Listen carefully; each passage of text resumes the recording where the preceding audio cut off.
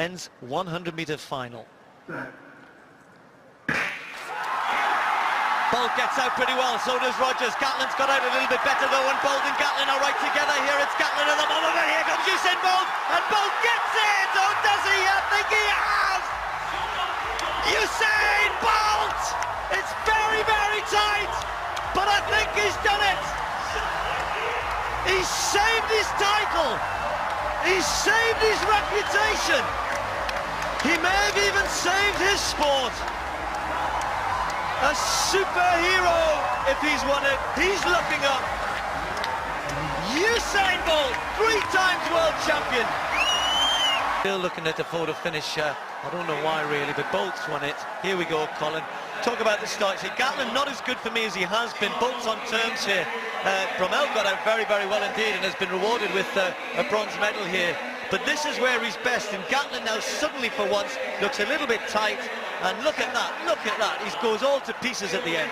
Exactly what we said, because we knew if Justin really is not being tested, as I said, right, for all these many races, and we knew with the pressure on and the attitude that Usain Bolt has, which is, if I'm there, I'm getting you. He demonstrated that in the semi-final. Remember, when he was down, he put his foot on the gas, hauled himself through to make this final, to take the victory, and here in this final, he did exactly the same thing, kept a cool head, worked himself from gun to tape, and again, look at that, tight, but the victory goes, to me, to the right person. Colin, do you think your Bolt knows what to do here? Do you think that pressure?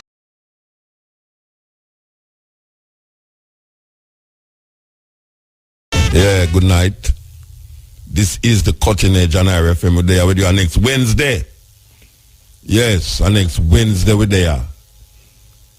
You know, say, boy, may I tell you, how can I not mention Usain Bolt? Believe you me, Mr. Usain Bolt on the TV this man, Usain Bolt say he will do whatever it takes, but Gatlin not going to win him, beat him in the 200. You take him easy. He will do whatever it takes, but him no say Gatlin nah beat him in the 200. So, you know say, it's a showdown of showdowns. Showdown because I know say Gatlin round the corner and say, oh, alright, him beat me at the 100, but 100 second, 100 of a second, alright, watch me on him. So, believe you me, the whole world stands still when that the 200 finals meet again in the next day. The whole world stands still. You think I joke? The whole world are going to stand still when that race is going to take place. Believe you me. Cutting Edge, RFM, there with you. Barry Biggs was one of them artists where have some hit songs in England. And I also talk about more in England final levels. But you know, say that tune is a cover version of the next tune. You know, before that we play Shankai Check by Baba Brooks, and before that we play I don't remember the can't have figured that out, you know, but we are going to reverse that tune, you know. We are going to reverse that tune, yeah. Sweet, sweet tune. Wide awake in a dream. Sweet, sweet tune. Here goes again. Barry Biggs coming through for all those who remember them man from them time there. Barry Biggs, wide awake in a dream. Yes, serious song, serious song. This is the Cutting Edge on RFM. We're there with you next Wednesday. As we talk about Usain Bolt, you know, Usain Bolt. The Usain Bolt highway. The Usain Bolt highway. What do you say? What do you say? Because you can't have a party come national, when we say nationalize now, put them party in at the front when me know say anywhere in the world you go, I can say Usain Bolt. Everybody know who name so. And them name the highway Usain Bolt, and the party, the People's National Party come change the name now and call it PJ Patterson Highway. That is what you call politics around the thing. Now, if you could have take a referendum out there, ask the people them, out of the Usain Bolt Highway and the PJ Patterson Highway, which one do you prefer? which one do you prefer? Out of calling it the Usain Bolt Highway where the Aboriginal name Bruce Golding. Bruce Golding call it the Usain Bolt Highway. Out of calling it the Usain Bolt Highway and the PJ Patterson Highway. Jamaican people, which one do you prefer? We don't have no party politics as now. We in the reality of the situation. The reality of the situation. A Usain Bolt, me say. Usain Bolt, me say. Last week, the brethren give me the CD, God, Dennis. Long time Trenchtown man, Wailing Soul man, long time man from Black Euro, original. Brand new CD, soul of CD map. Here goes. Dennis, original Black Euro man, original Wailing Soul man. You know, say, I have a brand new CD with Levi Roots. You know, no name Levi Roots. Levi Roots are the man who get the reggae. The reggae sauce. You know, he was an artist before him turned billionaire though. Yeah. I would probably, if we did have another studio, I talk about how him rise to this millions of dollars. How many I say dollars? Pound. Because England him there. Millions of pound. Yes. Levi Roots. So him there on the musical trail again. Before the program done, we're going to play a couple tracks from him latest offering, latest CD. But we that talk about the Usain Bolt thing, and it's a travesty in Jamaica when you do something and you feel say you do something of national importance, and then because the next party come in, them switch the whole thing again. So I don't know if when, well, I not say if when, but if, and the if coupled with a capital I and a capital F, if the only one get back into power, the only one might want to switch the name again to Bruce Golden Highway. Yeah, we become the Bruce Golden Highway eventually. And then you have some little youth, you know, like Brian and all them youth, you know. Maybe when them grow big and gone up, them call it Vibes Cartel Highway. I saw them thing they go, you know. Yeah, man. Can remember, say, Paul Bogle was a big criminal, you know. I hang Paul Bogle, you know. Them Paul Bogle, you know, in a Heroes Park, you know, as national hero of Jamaica. Sam Sharp. Enough man, them man they kill, you know. Paul Bogle kill enough man. In a them time there. A fight against the system. And you see the same people them who make him national hero. If a next Paul Bogle rise up here, so no, you know, them put him in a prison side, you know. Yeah, man, that's how it go. And you know, you have no Paul Bogle. So what I say real is that Usain Bolt Highway was in order. I saw me sleep. You don't know what the next man. Usain Bolt Highway was in order for me. And then me hear so them put up a sign and somebody got thief it. I want them find back that sign there. Somebody must melt it and go sell it as scrap. They must sell it as scrap iron, buy it now. Where's the money? They must sell it as scrap iron, don't it? You know, think they sell it, you know what? Watch out mouth tight, lock tight. Why we actually say, not even breeze can't go in our mouth to say that. Turn scrap metal business, but you know what say, one of them youth they could have come change it and call it Shelleyhan Highway. What you say about that? Shelleyhan Highway. Because them don't call it Usain Bolt Highway and scrap that, you know. So we can scrap all the other one name to and call it Shelleyhan Highway. It's so much name we have to play with it. So, but you know, to them two people there, even though them young and them span the time where them are reign is short, but what they have done for the visibility of Jamaica is unprecedented in this time. The only other person that you could talk about that has done, well, it's two more, but me could talk about in a my time as so now, is Bob Marley. Yeah, Bob Marley. and you have Marcus Garvey, because anywhere you're going in the world, even more than Usain Bolt, believe it or not, even though more than Usain Bolt, Bob Marley is well known. But Shelly Ann and Usain Bolt, you could have called it the Shelly and Usain Bolt Highway. Or the Usain Bolt Shelly Ann Highway. Shelly Bolt. It's all like when they matter about when they call it emancipendent. Are the most stupidest thing I ever hear. Emancipendent. It's like when you have some Rastaman call the 23rd of July Rasmus. I'll call it Rasmus. But yeah, they could have called it the Usain Bolt Shelly Ann Highway. Yes. What want to say about that, people? What want to say about that? Yeah, we're on the line here, my brethren. Frank, Yellow brethren. Harry. How are you doing, man? I'm on Harry.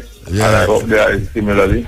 Yeah, you know, say, they might tell me, say, this man, they never tell me, say, the Rasta man, you know, they say this man named Frank, they are Jamaica ambassador of Antigua and Barbuda. He told me, I say, where Dread?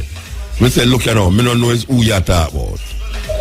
Because can't, if them just say Frank, I don't know, but them keep saying it's Frank from ambassador. I see. So me I say, boy, ambassador for Antigua and Barbuda to Ethiopia. Me I say, boy, I don't know that brother there, I don't know that man there. After we go on now, we realize, oh, Frank, I them ask about. All right. So, you know, again. Yes, I. So, where are you Jamaica? Well, initially, I was on for the launching of daughter Juliana. The book. Julia, the book. Yeah. Exodus. The book Exodus, you know. Yes. Tying in the Rastafari connection with Ethiopia and with the whole question of repatriation, you know, which very much now on the agenda of many ones out there. Yes, yes, and I see it go even upon the UN thing to through the sister, Verena Shepherd. Highly. Yes. All right, so them long name, you know, non-resident ambassador for Antigua and Barbuda to Ethiopia, member of Antigua Ganja Commission, CARICOM Herb Commission, Antigua and Barbuda Reparations Support Commission. You have to explain them things to me now, because I don't know you as Frank. You have to explain them things to me. Yes, well, you know, in a very real sense, the ambassadorial appointment is a first within Antigua Barbuda and perhaps even within the OECS and CARICOM generally. But it's something that I think that reflects not only on Ayman, and I have already pointed out to the Prime Minister in Antigua, Mr. Gaston Brown, that it reflects that Ayman have a wider constituency than just Antigua and Barbuda, in as much as I represent a tradition of Rastafari itself, you know, and that many of my Rastafari associates, you know, brethren and sisters, and some of them already resident in Ethiopia, have already been expressing, you know, their feelings towards the appointment and the hope that I will be able to achieve certain things as it relates to Rastafari's connection with Ethiopia generally and with Africa on a wider basis. In terms of so far, what you have, I mean, I don't know how long you carry that. The appointment only has been for the early part of this year, and okay. So it's too early. Besides the you know, formalization of papers, etc., and acknowledgement from Ethiopia itself. I haven't yet traveled to Ethiopia, which I'm hoping to do in the very, very near future. You know. All right. The other commissions out there now, like the Reparations Support Commissions. In Antigua and Barbuda, we had established two cabinet, decision, which was really ratified by the entire Parliament since 2007. An institution, a body, a group, a commission, so to speak, that had been established initially to commemorate the 1807 abolition of the slave trade, which I had referred to as the beast, the British Empire Atlantic slave trade, the beast. And that now has segged into a Reparations Support Commission, under the aegis of CARICOM heads of government since 2013. Yeah. You're largely through Prime Minister Gonzalez. Gonzalez. I know he was very forthright and well upfront in the whole argument. From them he certainly has been. As a matter of fact, it was the first Prime Minister in a CARICOM I hear actually come out officially and declare when declare. I don't know, you know more up to now still. Well, basically they have since 2013 have agreed to the establishment of a commission, and now they have a commission, CARICOM Regional Commission, which is made up of representatives from the individual nations that have established such, you know. Of course, Professor Shepherd, along with people like Sir Hilary Beckles in the forefront of the whole lobby. As far as it relates to Rastafari now, from that first meeting in 2013 in St. Vincent, which Bonnie Whaler was what is called the cultural promoter of the theme on which we were. The impression of the Rastafari was largely represented there too. They were far right from Jamaica, Rastafari from the U.S. Virgin Islands, all the OECS, etc. were involved, and they are in many of the reparations commissions in the various islands. Rastafari representation, like in St. Lucia, for example, Rastafari sisters and brethren are on their commission. But we got the feeling from the authorities that it was very much a pat Rastafari on the back, thanking them for what they've done so far. Therefore, we can now go further with it now. They take the baton from I now and moving on further with it. Yeah. And in a sense, it was a marginalization of the whole Rastafari perspective on the entire process, which in reasoning amongst I and myself, and because we had a Rastafari caucus in St. Vincent after the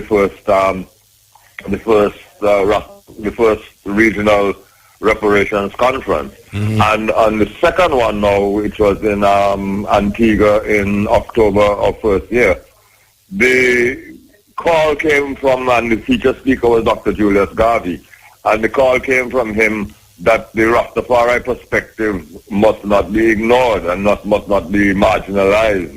And it came quite mystically within the whole hurricane hitting the day after Marcus had spoken, a hurricane hitting Antigua and Barbuda, which at first had been named a storm, which has later been acknowledged as having hurricane force, and knowing of the mystic prophecies of the prophet himself, I saw this within that whole prophetic exposition, so to speak, or something which I'm sure the poet Muta would appreciate very much within that whole context. So, it has led certain Rastafari, however, because of the attempts at marginalization that we have perceived, to kind of be withdrawing from the whole process going forward. But I have been suggesting to others in Guyana and in Trinidad, some of my brethren who have been journeying in those parts, that it's not a time to withdraw, but it's a time to be more adamant in enunciating our stance and in making sure that it remains on the front burner.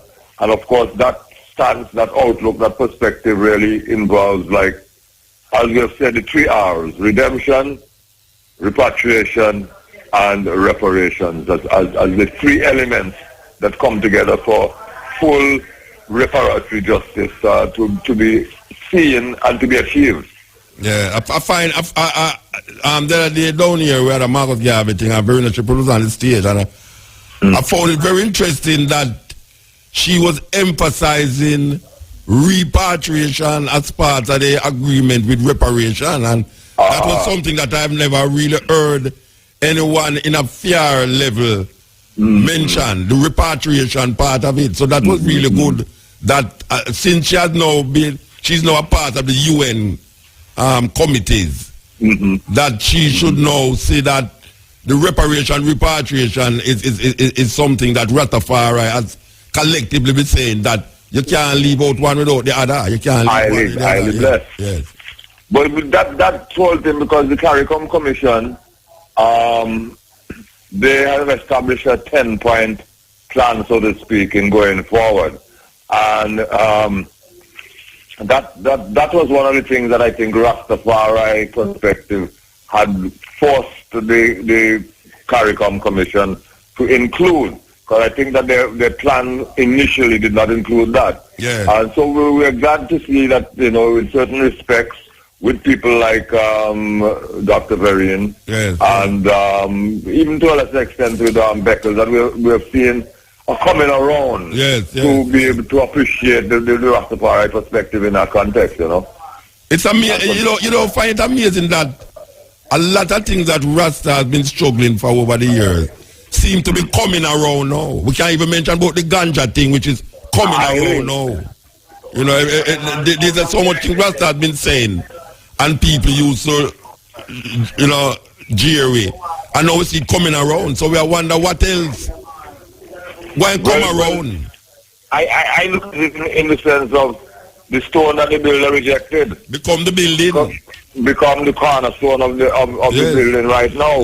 Because when you look at it in the context, as you say, the repatriation, the herb issue, but even in the ITIL business, food and side, even in the way that Lux being sort of glamorized almost in society out there, Yes, and the ITIL liberty now become organic. Exactly, exactly. Hear people talking of vegan and vegetarian, etc. Lacto-vegetarian. Aye. Yeah. All right. All right, we talk about the repatriation, but is that in the background, Brethren? I am there. Where that in the background? Well, I am actually right now at the Rastafari Studies Center at UWI, and they've just had a meeting there with some of the high figures within the Far community. All right. The CARICOM Herb Commission. Let's ask you a question now. In Antigua and Barbuda, is the herb argument is on the table there, or is just Jamaica now as the Caribbean state a lead that in terms of what them call it, decriminalization? I think. Tell me what going on in Antigua and Barbuda about that. Well, Antigua and Barbuda has also established a commission. And of course, we are part of the whole, the general CARICOM situation also, which just came from the heads of government since 2013, I think. It was about 2014, somewhere around there. But I recall at the time that the Jamaican opposition, after the decision had been made by CARICOM that they were going to establish, that they were going to look into the... And we have to look and we have to say, we give thanks to your contribution in the island there, because I know a lot of people don't know, say, you have Rastafari, Virgin and Sister in the island there. We have to do very, very serious work when it come on to Rastafari, so. And from longer time, I know so the eye is one of them, so we give thanks to the eye still, I give thanks for such also too, and realizing the work that other ones like yourself have done in terms of getting that penetration and the Rastafari penetration into the Eastern Caribbean also, So what is the next move now, Bridget? I mean, when you leave here, Frank, we know him as Frank from them time there. And as we say, him is a non-resident ambassador for Antigua and Barbuda to Ethiopia. A member of Antigua's Ganja Commission, Antigua and Barbuda Reparations Support Commission, yes. Commission, Pantafa Commission. This is the cutting edge. You never take no time because you say, I would love to say some name at some road and building with some people where in my data age group or money age group as well. As a 19-year-old little girl where I work higher for me, I would love to say she glad to me say 19 say. She glad to me say 19. No, would love to see some name at some places in a Jamaica where have the name of people where in the age are like Monique where do things for Jamaica. And you have whole heap of them. A whole heap of people know Bob Marley. And you know, you have Bob Marley Museum. You have Marley Road, you know, one little road where each and Hope Road, they go round to the other side of King's House. So. But, you know, we want a road, like what Asta Blacker said. The Bob Marley Highway, representing one of the most known Jamaican in the world. And now we say Usain and Shelly Ann. Something that the youth them can say, Highway, Usain, Highway, Shelly Ann. You understand? Because we know, you know, PJ Petition, probably the longest serving prime minister in Jamaica, you know, this, Tara knows what and all them things. But guess what now? Guess what now? You see the youth them now going to look up to PJ Petition and emulate PJ Petition, you know, because the other day them don't even know who name cheer up on the money. Them don't even know who is cheer up on the money. You want something where the youth them can relate to and look up to. When say Usain Bolt, you see me a big bright light in a the other day in the 2012 when we did go to London there, go to the show in the accident place. We know, you know, PJ Petition, probably the longest serving prime minister in Jamaica, you know, this Tara knows what and all them things. But guess what now? Guess what now? You see the youth them now going to look up to PJ Petition and emulate PJ Petition, you know, because the other day them don't even know who name cheer up on the money. Them don't even know who is cheer up on the money. You want something where the youth them can relate to and look up to. When say Usain Bolt, you see me a big bright light in the other day in the 2012 when we did go to London there, go to the show in the accident place. When you look on the Usain Bolt larger than life thing just a bust out for you, you say yes. Yes. And then you know, say, when you say Jamaica, when you see that in a London, in one of the most prestigious places, when you see that in a London, and you know, say you come from Jamaica, and you see a Jamaican up there, so it gives you a certain amount of, you know, yeah, it makes you feel, say, yeah, something there. Because if you don't see that, you know, all you're going to see, you know, is the wicked politician them, the gunman them, the driver them on the road, GPS. That is all you're going to see. And they're going to frustrate you and make you feel sad. But you see, if you take a plane and when you come off of the plane, me just switch your name inside you a while ago. When you come off of the plane and you go to the customs, and when you look on the wall, you see a Jamaican on the wall, Usain Bolt on the wall in the airport. That means that him not have him pass customs and still at the custom area and nobody can trouble him because him on the wall. And you say, yes, it's a Jamaican that. It gives a sense of purpose. It makes you feel good. And that the youth them want. Symbols. White people know if you use symbols and create strength in themselves. All when them thief people land, them name the land after people who thief the land. All when them thief the land, them name the land after people who thief the land and tell them children. Like all Cecil Rhodes. That now black people go to university and proud when them get a Rhodes scholarship. Them proud when them get a Rhodes scholarship. Them walk around with a scholarship named Rhodes Scholarship. Can you imagine if the Nazi them, or the German them, or the Austrian them have some scholarship and call it Gestapo scholarship or Hitler scholarship, and a Jew I walk around the place and I say him is the recipient of the Hitler scholarship or the Nazi scholarship. I don't know of no Jew whether teenager or old, would have walk around with a scholarship, we come out for the name of one of those guys who kill 6 million Jews. So them say.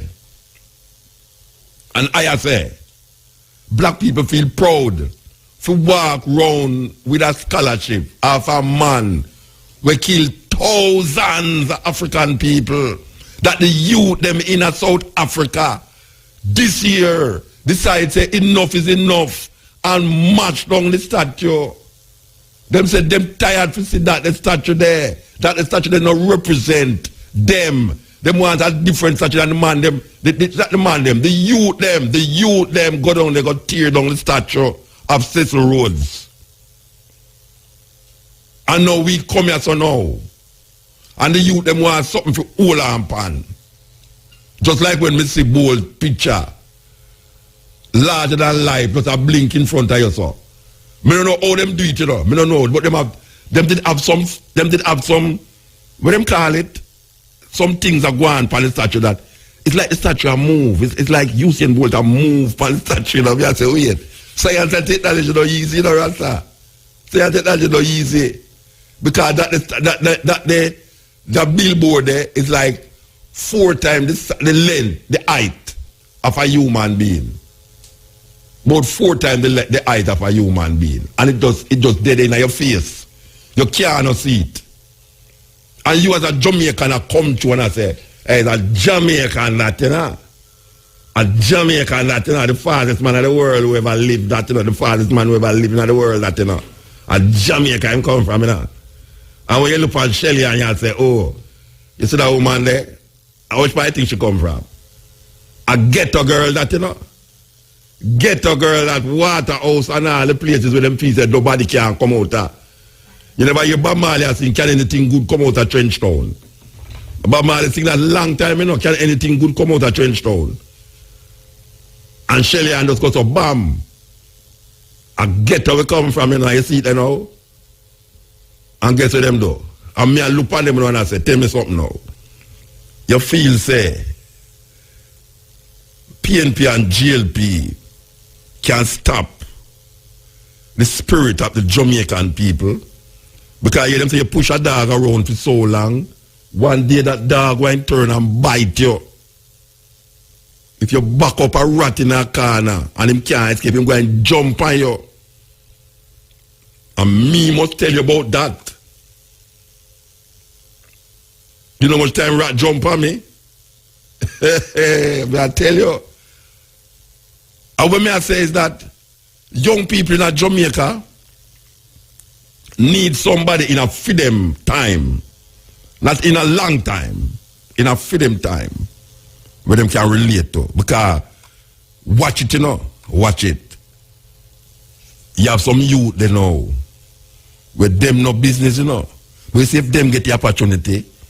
Vibes Cartel, picture, poster, gang, clear up all in a New Kingston. Big panel, one of them wall there.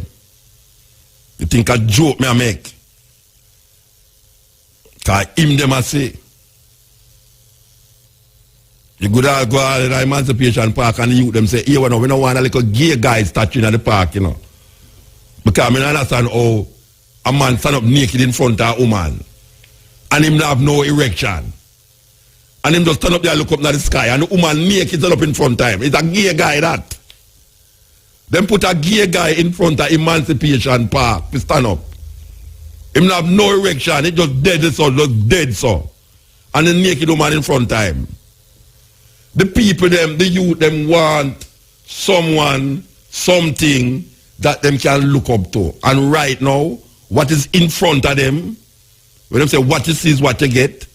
So it's either them going to have Usain Bolt, Shelly Ann, or them going to have Vibes Cartel, Alkaline, or one of these people.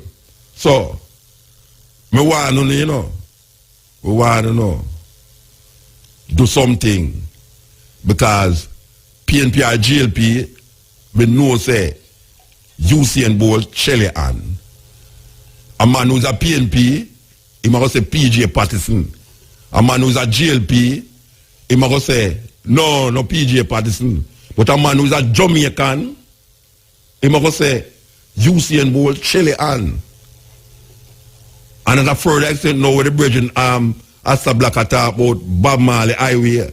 I don't know who would go against that. Who would go against that?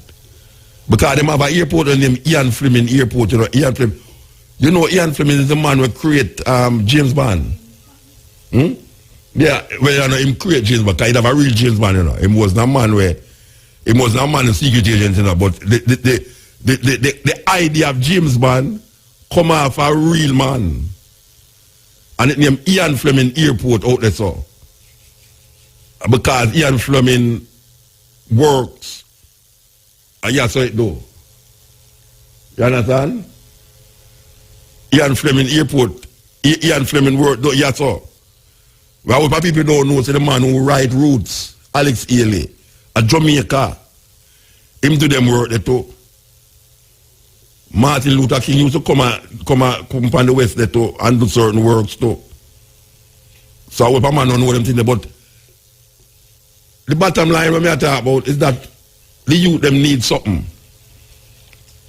The youth them need something. And you can't give them pure whole people right now. Whole people. No, whole people, them want somebody right at them face.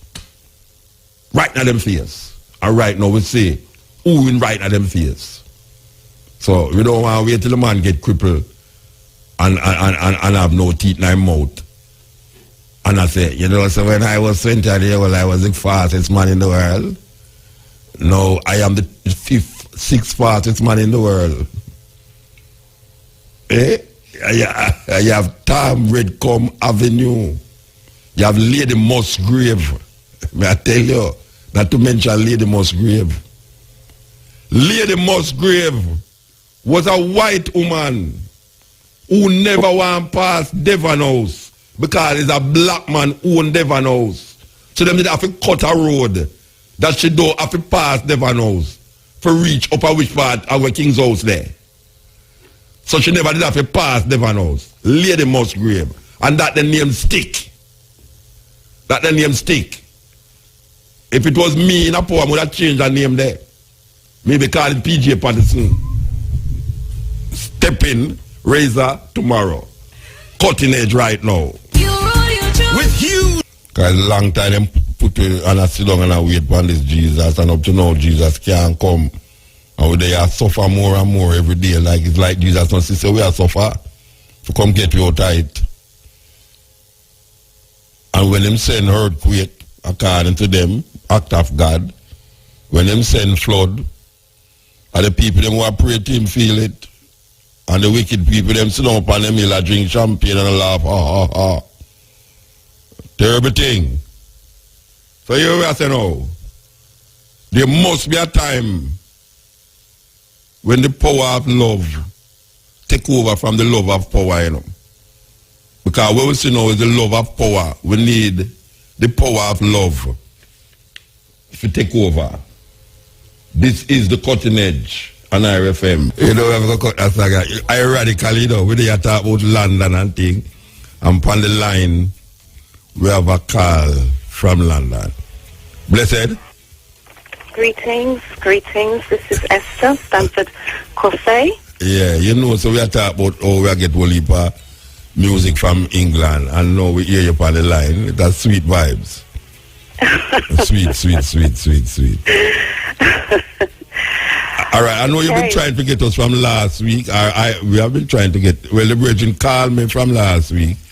I don't know what happened with that, but that's how it goes still. Anyway, we're not going to help on that. But we did speak about the march. This is the second march you had on Downing Street, right? That's right, yes. And we spoke about it last year on this program. And this year again, it was spoken about by Mandingo. Mandingo called us a couple of weeks ago and told us about what is happening. But now, you are our next person now who was involved in the march. That's correct. All right, so you have to tell me now, first of all, what is it that is happening where you have one set in the park and one marching when the two of them should be coming together? That's what we hear. Explain that to me. Okay, I mean, very important question, and I'm sure some people are confused. Last year, the march was organised under the leadership of the Rastafari Movement UK and many other African community organisations, including, the Interim National African People's Parliament, the Nation of Islam, Global African Congress, and those Rastafari houses that are not part of Rastafari Movement UK. This year we've had a different configuration of leadership simply because the Rastafari Movement UK decided that they would not march this year, but rather they would hold a rally in Kennington Park. All right, think up why they wouldn't march this year? Because they did it last year already, and what was the reason behind that marching? To be quite honest, because I'm not a member of the Rastafari Movement UK, I'm not able to say conclusively what their reasons were. They didn't really give a good reason in the view of many members of the African heritage, public in Britain. And considering that it's a people's march, the people themselves decided that they would march again this year, as was agreed last year, that it would be an annual march and an annual holding in of the petition. So these are the things that sometimes happen. And what we do know is that the Rastafari Movement UK is, it's actually dominated by one particular house, in particular those who are members of the Ethiopian World Federation. And so there were other houses of Rastafari that decided to stay aligned with the will and intent of the people, and in particular Bob Ashanti order and many other Rastafari orders, as well as those who are perhaps not organised. And our people marched again this year, irrespective of what those who were spearheading the march last year chose to do. And I think that's what we need to focus on, the fact that our people were consistent. It was their march. There was a meeting this year in April where members of the Rastafari Movement UK turned up with leaflets already indicating that they were going to hold a rally in the park. This was a decision that they made amongst themselves as an organisation, but it wasn't one that was, supported by the wider African heritage public, who continued to march, and we have continued to champion the We Charge Genocide Ecocide petition, simply because the goals of that petition are not yet met. All right. All right. So when they reached, what happened when they reached Downing Street this time? Because you say that the petition was not met. So you send a next petition again, and all that. Yeah, what we did is that we continued the petition. See, unfortunately, when we come together sometimes and work in partnership, if there isn't a recognition of the history of particular initiatives, then we can get things wrong. The Stop the Mangamizi, as it's now called, We Charge Genocide Ecocide on change.org, actually began in Britain in 2004. And it was something that I co-drafted and, took into various organisations, including the last organisation that we were part of, the International African People's Parliament, who developed a joint petition with the Rastafari Movement UK. So when the Rastafari Movement UK decided they would no longer continue with the petition because they had other ideas around whatever the legal strategy they were choosing, we continued to actually take that petition to the people. One of the key goals of the petition is for the British government to establish an all-party parliamentary commission of inquiry for truth and reparatory justice. And so that goal has not been met. We have not got 100,000 signatures, which is the minimum that is required in order to even have this matter debated in Parliament. So, wait. Oh, you collect those, what? For not have 100,000 signature in England is kind of mind-boggling. How you go about collecting these signatures? Why you do have 100,000 signatures? Yeah, sure. I mean, what we've been doing, we have petition advocates who are championing the petition. What we have had, though, is some confusion from last year, which has had an impact on the signatures being collected this year. And what that confusion is that it was put out by members of the Rastafari Movement UK that 65,000 signatures were collected. Now, this is a figure that cannot be verified simply because they did not take copies of whatever signatures were collected. And last year I was actually assisting or accompanying the sister from the Rastafari Movement UK who handed in the petitions. And it's quite clear from what she's handing in, there's no way that could be 65,000 signatures. And so what we've had to do this year, as well as trying to keep our people's motivation up when they felt, well, there's a split and what does this mean, we've also had to counter a lot of negative propaganda around what the petition is about and its purpose. And we've had to counter, if you like, some members of the public losing confidence and trust in the process simply because they have not been given proper information around the importance of the petition. So we've had to rescue it, as it were. Now, I'm personally, as somebody who has been involved with the petition from its inception, have had to also be part of, wider dispelling myths and misinformation that has been put out there about the petition. Now, if it were the case that 65,000 signatures had been reached, to me, it would make no sense to stop the petition when all it would require is another 35,000 signatures to have the matter debated in Parliament. Rather than continue with the petition, however, what we have seen is an attempt to undermine the petition and actually say that it's not worth doing. So who you think is undermining the petition? Well, something that's important, is it an internal squabble that is happening? I mean, it is mind-boggling to hear that somebody is undermining the petition when it is something in the interest of the African people. Well, so, when you say it's undermining, who undermining it? When I can say undermining, I mean by putting out negative information about the petition. And I can be very clear on that, and I'm being very clear with my language as well, simply because this whole issue, there has been various threats, if I can put it that way, in terms of suing people for talking this truth and telling, the truth about what has happened. So I'm not afraid of that, but I'm just letting people be aware that this is where it has gone in the UK. And so anything that we do say, we have to ensure that it is backed up by evidence. So this undermining of the petition and actually putting it down and saying that it is not something, in fact, is from a sister in the Rastafari Movement UK. I have to be very specific. And she is the person who has been dealing with their legal strategies. But obviously, she speaks on behalf of the Rastafari Movement UK.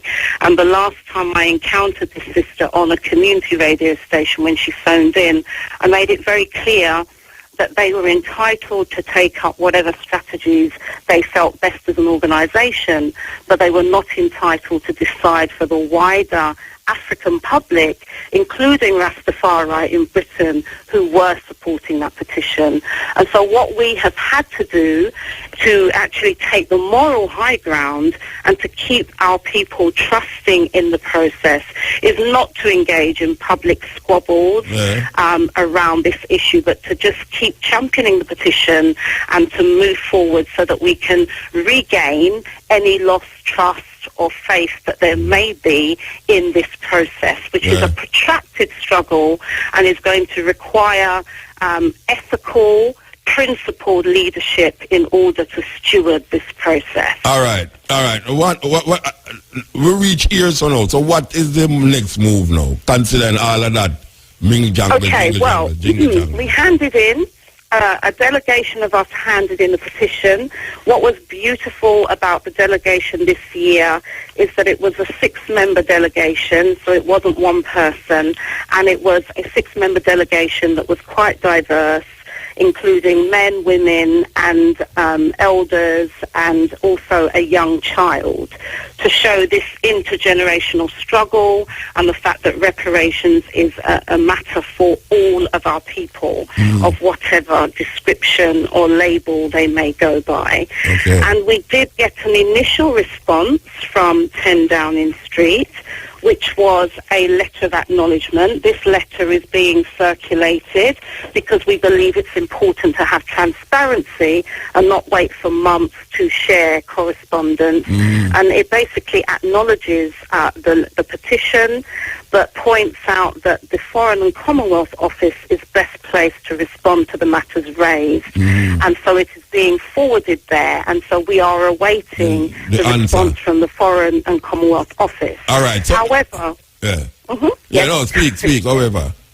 Yeah, however, when I say we are awaiting, we're not sitting back with our hands folded. The work to build a movement around reparations continues, regardless of whatever response the British government comes with.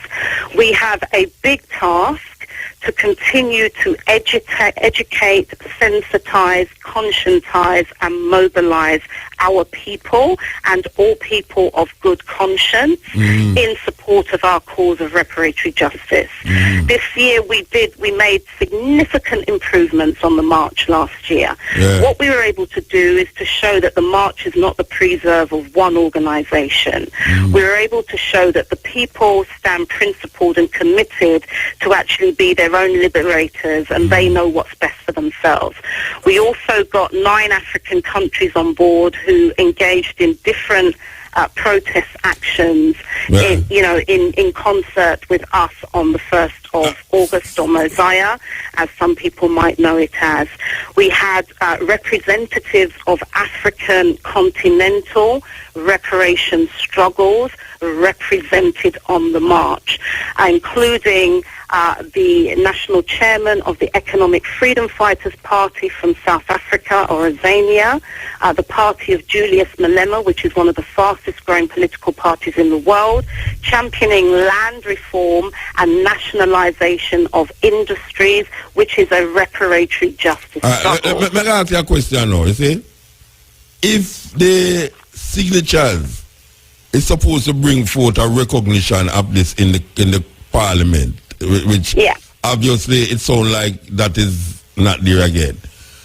And if they don't answer, if they don't answer again the second year, you don't get any good. What is the next move? Okay, well, they are going to have to answer, but them answering is also determined by how we are able to mobilize our community. There is that saying that power concedes nothing without a demand, and that's why we are prioritizing movement building. This is not about one organization or one leader. This is about all of our people, or as many of our people, wherever they are, whatever organization, those who are unorganized, and in particular our youth, standing up for this cause and pressurizing the government locally and nationally to actually listen to this cause. And so that's what we are focusing on, building people power. We are also engaging with mainstream British politicians who have support, who are saying they are in support of reparations. Somebody called George Galloway MP, who is standing as a candidate for the Mayor of London. He is on record as saying that he is in support of reparations. The contest in the British Labour Party for leader, including Jeremy Corbyn and others, they are also on record as supporting reparations. And so even though this is being led by African people, we are part of a wider society. And we have to be able to influence the hearts and minds of those who take political office to be able to listen to the voices of their African constituencies who are also taxpayers in Britain. And that is part of our strategy. We also have some support amongst politicians for this Commission of Inquiry. And so the process of getting a Commission of Inquiry is about building power from the grassroots, where it becomes impossible to ignore us. That work continues. All right. Well, as you say, we're looking at it and we're seeing how it work out, and we hope that next year we have some better arguments and some better reason to give the people them, you know. But we have to move now with the clock. We don't want the advertisement cut into your life and cutting into the reasoning. Okay. So we want to say give thanks for the call, give thanks for the update, and it was very comprehensive, I must say. Where are you from, by the way? I'm originally from Africa, as most of us are. No, brother, come with that, you know. Nobody come with that. Where you come with that? Okay, I'm born in Britain, but my parents were born in 2 different Caribbean countries, Guyana and Barbados. All right, that's what I asked. You don't have to go and tell you. Well, to me, these borders mean nothing. That's part of the struggle for reparations.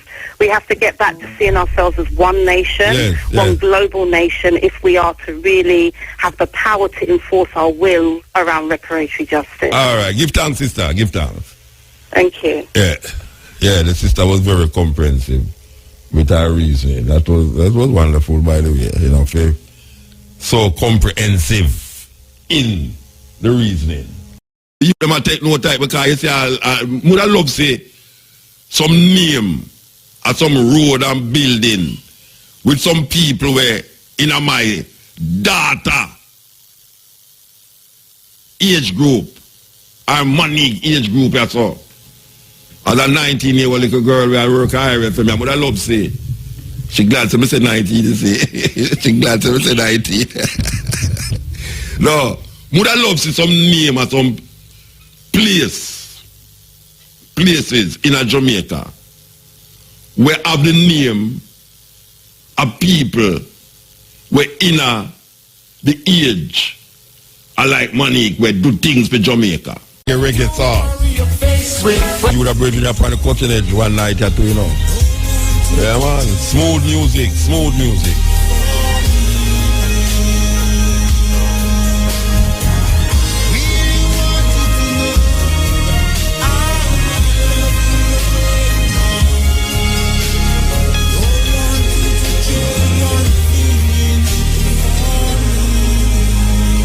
Yeah, man. Sweet music. And since we are England, we could just go on there England, no? Yeah, we could go on there England. People make me tell you my story.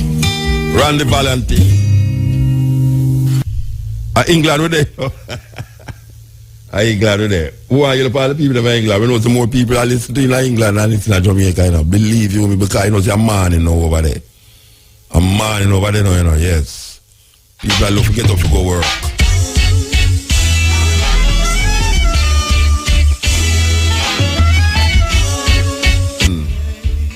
Me and Squeeze, may I tell you? You know, some of the African hear that tune are blazing at the stadium. Believe you me. Me I say, but wait, a clear Africa me come know that tune, yeah? Me and Squeeze, light brown. Okay, so, and that's how we do with the music, you know. Because see if we can find the next one. We'll come back to Jamaica and work with Kabaka Pyramid for a little while or so. Kabaka Pyramid. Me I tell you, him go on. People make the thing harder than the way it's supposed to be, you know, you ready? Okay, so we can take some call, you know. Yeah, we can take some call in the night, yeah. You know, for those of you who not sleep and you have a phone beside you. You can take the call. I'm here where you say. But meanwhile, we are waiting for your call. We are going to do this. Truly excited. Believe you me, Sabatooth and Ika Mouse. Seems as if Ika Mouse is back in Jamaica again after years of sojourn in America. Yeah, man, Ika Mouse. The man from them time that what do them, I do them, I tell you. Okay, continue the journey. The Twinkle Brothers talking about throwing the comb away. Yes. I remove that. Blessed man. Yeah, man, long time no talk to Blessed Love and some cutting edge reasoning, you know. Yeah. I listen to the word, you know, I like how you talk and I explain about, you know, Jesus Christ, Selassie and them things. So Muta, yes. Even got a comment about President Obama in the House of White Supremacy. When you, we never talk about that tonight, yeah? No, but we listen all along, you know. Oh, good a while. Okay. Yeah. But what I say, why you think are the most racist part of the institution are like in Europe, USA, and them place, the Muta? When me think what? Which institution Yeah. are the most racist, where racism is ingrained in? The church. Yeah. All right, me don't say the court and the police court. No, me I say the church. All right, with this part, we don't say the court institution with the church are real meaning still. But the court, Yeah. because the police, them racist and the court. Yeah. And the court sentence people, you know. Yeah. The most I judge the white, just like most I The police. church sentence you too. Eh?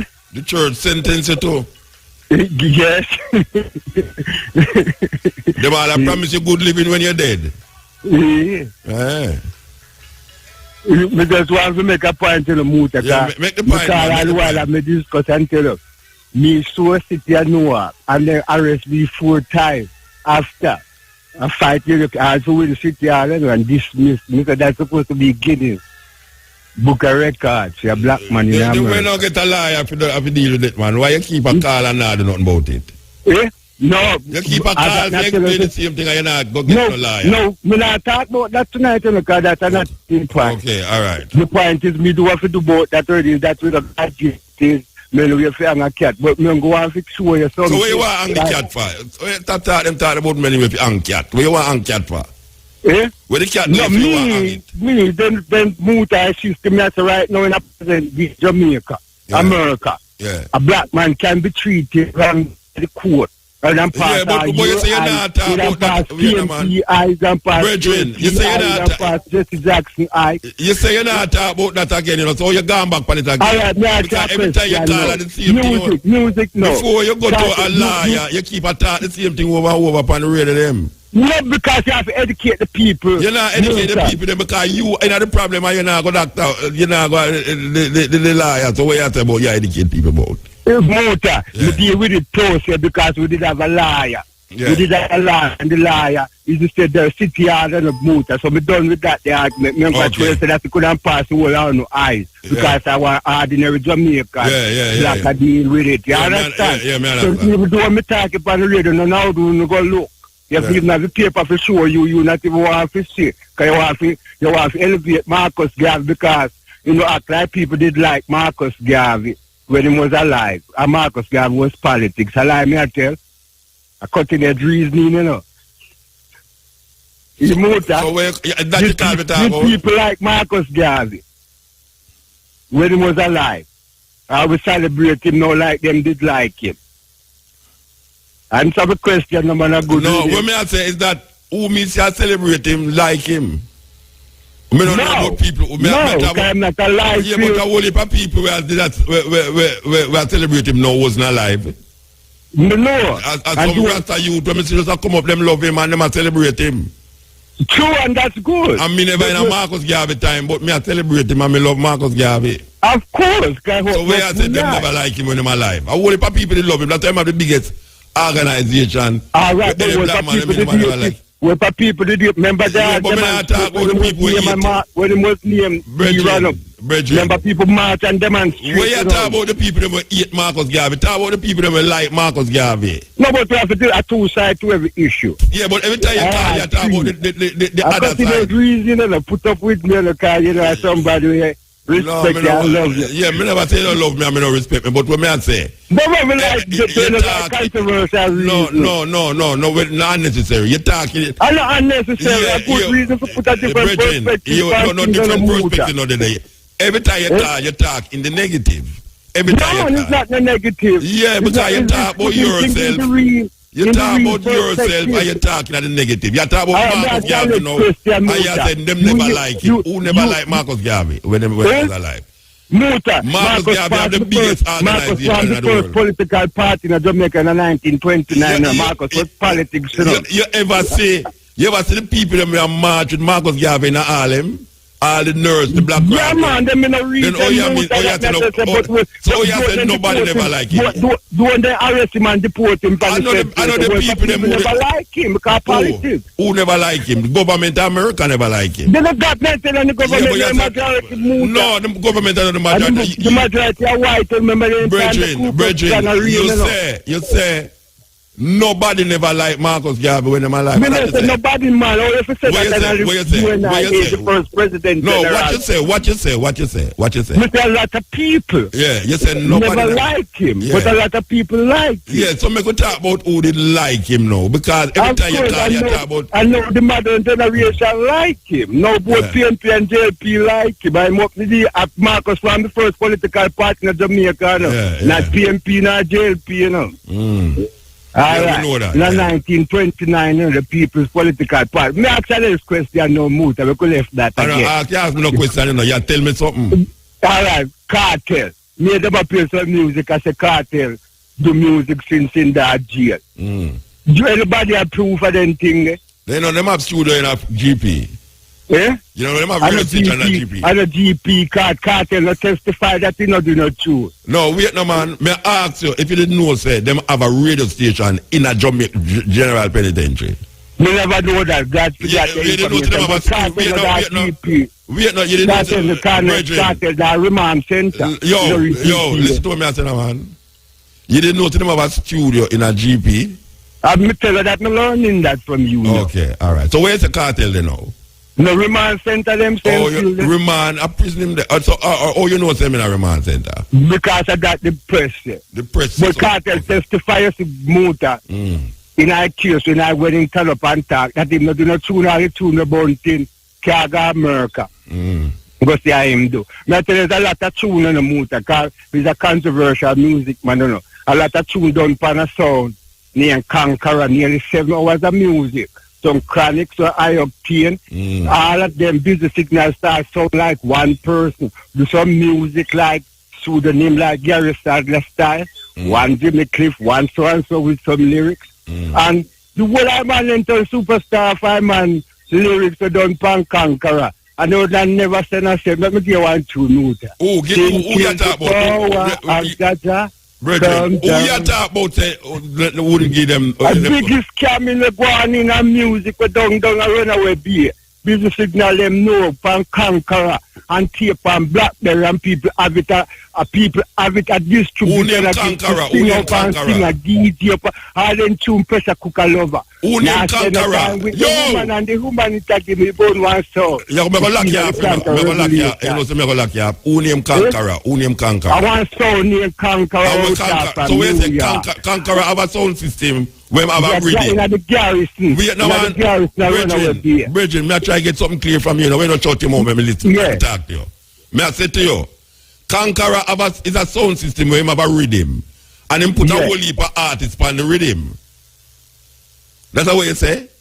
No, man. One man do a whole heap of music, nearly 7 hours of music, top class. Power.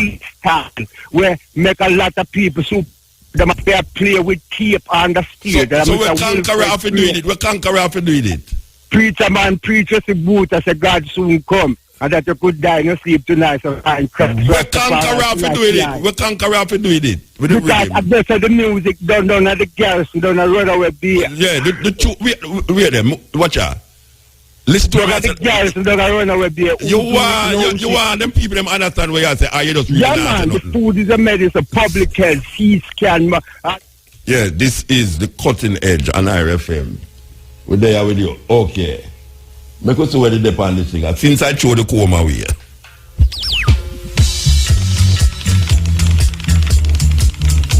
Good man. Yeah, but they're right now, better listen cutting edge, you know? I have to do this song cut a man a while ago.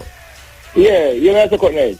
In 1969, when them start the secondary school there, them used to have some industrial training center, or them used to teach to give them some trade. There's one in the Clear Water, the man them destroy the place enough you couldn't get a trade. But drop out of school and can't find us for them. You know what I say? So we're going to say right now differently. the youth them up on the street and can't find nothing, and if they have a thing like that, you could have helped situation by taking off them by crime from out of them and could have a very better thinking right and all Rasta. So the place has been demolished. And when you look at like on a Sunday party up on the street and say you want to play football and still so stay. A lot of youth need skills, who need education. You know what I say? Yeah, man, I listen to you, brethren. I get a chance to talk. I listen to what you say. Yeah, man. So when I like to see them can upgrade the place in the Rasta to help the youth them, you know. You understand again? Well, you see them turn a craft center in our prison, remand center. You know, remember I said a craft center where they develop craft, Jamaican craft in other place, and them turn it remand center. No, what I said still, you know, that I was one of them who go to the training center in 1969, you know. You know? Go learn the electrical installation and go back with the steel fitted. And I said the man, them demolish the place. You know? With a life of safety, can't upgrade to take care of some of the youth them off of the street. Yeah. And burn out the crime out of their mind so them can have a more positive conscious thinking now. All right, sir. We hear you. Yeah, man. Give thanks, brother. All right, talk. Talk, no, man. Yeah, someone there said we can talk to people who really value. No, you're on the radio, you know. Yeah, them will hear you, man. Yeah, man. The relevant authorities them can help a situation because too much crime in the community, in the communities. Yeah, all right.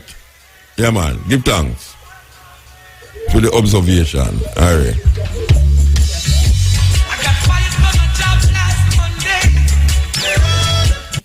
Good evening, blessed. How are you doing, Muta? I am doing okay. Okay. I'm calling from Dallas. Texas? Dallas, Texas. Yes. Okay. Yes. I'm just calling to let you know that I've been listening to your program for the last 2 years, and I really enjoy the program. I'm a young woman, and I'm getting into Rastafari consciousness. And I want you to know that there are many young people like myself who listen to your message, and I personally, well, my husband and I are really appreciative of your contribution to Black consciousness and Rastafari as a whole. Yeah, give thanks, sister. Give thanks, brother. Yeah.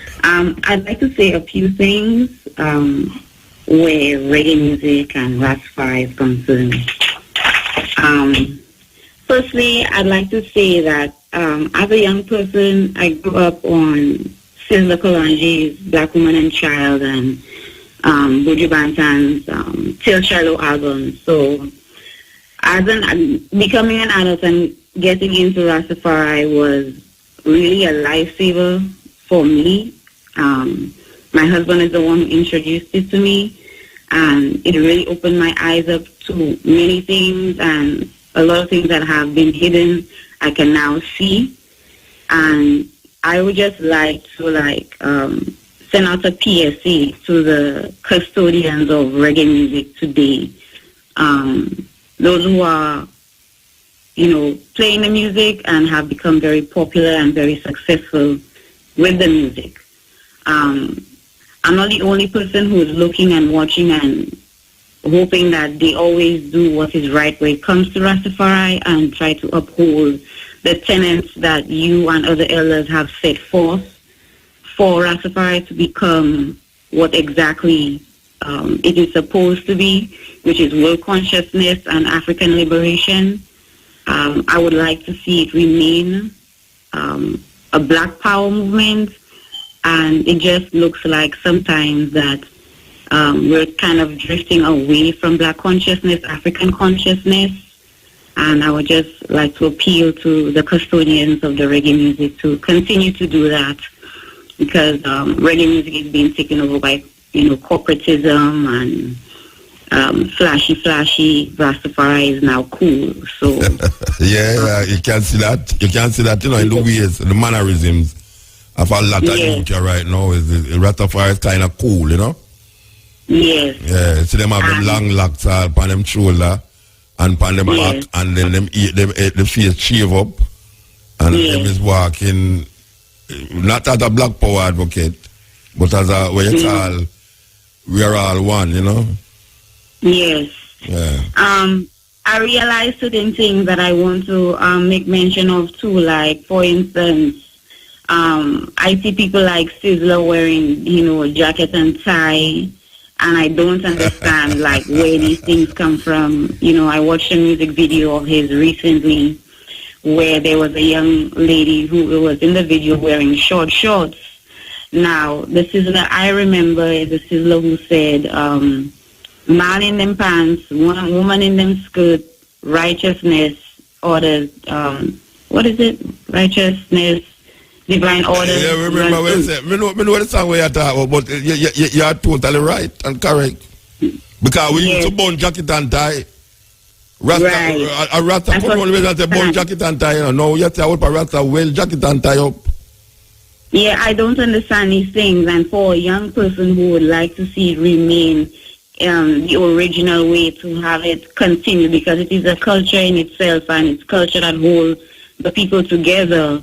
It doesn't make sense to me to have it, like transform or evolve into something that cannot sustain its longevity.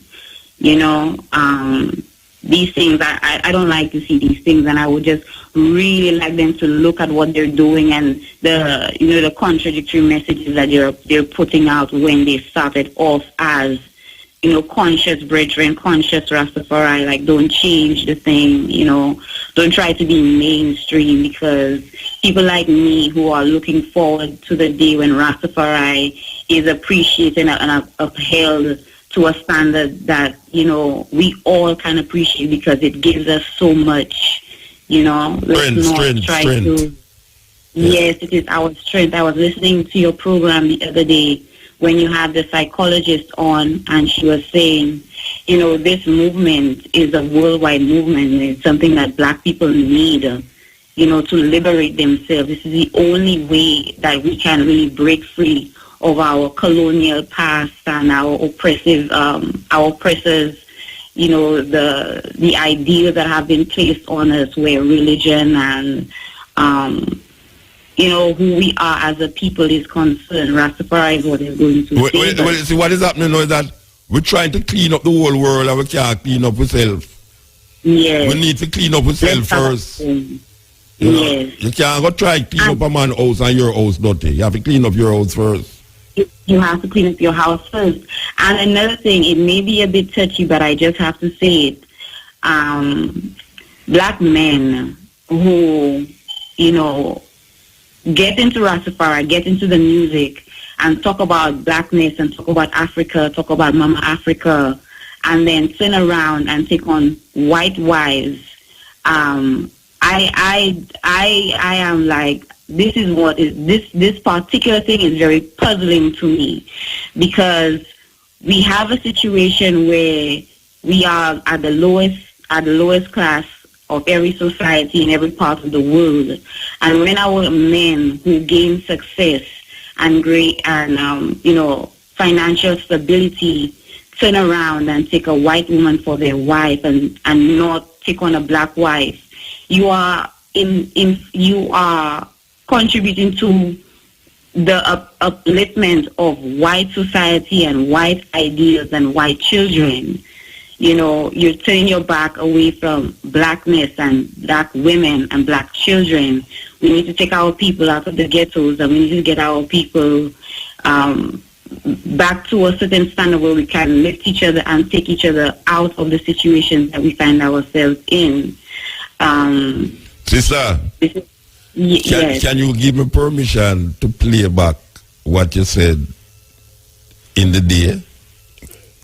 Yes. I need to edit out just that last 3 minutes of your talk, that I can play it back, just like we're playing that thing about the white man talking about black people must take out the damn other people ear out of them head and all them something. But what you just said a while ago, me and my brother driving coming down, and that's the exact reasoning we was talking about. Wow. That's why the argument about it is hip to be Rasta nowadays, or not even Rasta, but having locks splashing all over the place. It is very hip, because you have that locks by your head hang down on your back, and your face clean shaved, and you can have a red, gold, and green something in your hand, and beside you is a European lady. Yeah, it makes it very difficult to respect your message. Yes. So I would love to see the brothers take on African wives, because the position of wife is the highest office that you can give to the woman. And when you turn around and you give that office to a white woman, you are in fact taking away from black consciousness and children who will continue preaching and teaching black consciousness if that's the message you're trying to get across. It just does not make sense if your message just ends up stopping at yourself. But not only that, if you do get rich and you die, your wealth will go back to the other side. It doesn't stay with, it's just simple. It's just a logic. It's a simple deduction. You get rich as a black person, you marry the next race, and you die. You make your race get so far. And Marcus Garvey tell about these things, but obviously nobody, not nobody, sorry, but a whole heap of them still don't even reach a level of studying Marcus Garvey. You need it's not just a glamorize a man, Marcus Garvey, but really check the philosophy and opinions of Marcus Garvey. You recognize what you're saying is what Marcus Garvey said. Yeah, we need to hear these things like you say over and over again, because it's obvious that we are not paying attention. And you must, when you're talking these things, you must say it's going to be a problem, You must talk it. You must talk it. Don't say this might be a problem, because it is a problem. So, you don't have to say it might. That's like an artist saying, I'm going to sing a song and him say, Mutabaruka this, and him start to sing the song. And every verse him say, Mutabaruka this, them way that, so you have to talk it. So give thanks. Give thanks, brother. Thank you so much. All right, give thanks. Dallas, Texas, the sister called from. And because she's so sweet and honest, we're going to play this song for her. A while ago from Dallas, may I tell you? Maccabee out of England again. Hey, England with there, England with there. The lady who me England with there. Okay, here goes. Yes. Water. Yes, blessed. Go on, brother. There, man, cutting edge. Yeah, man. You know how this, man. On the television, this.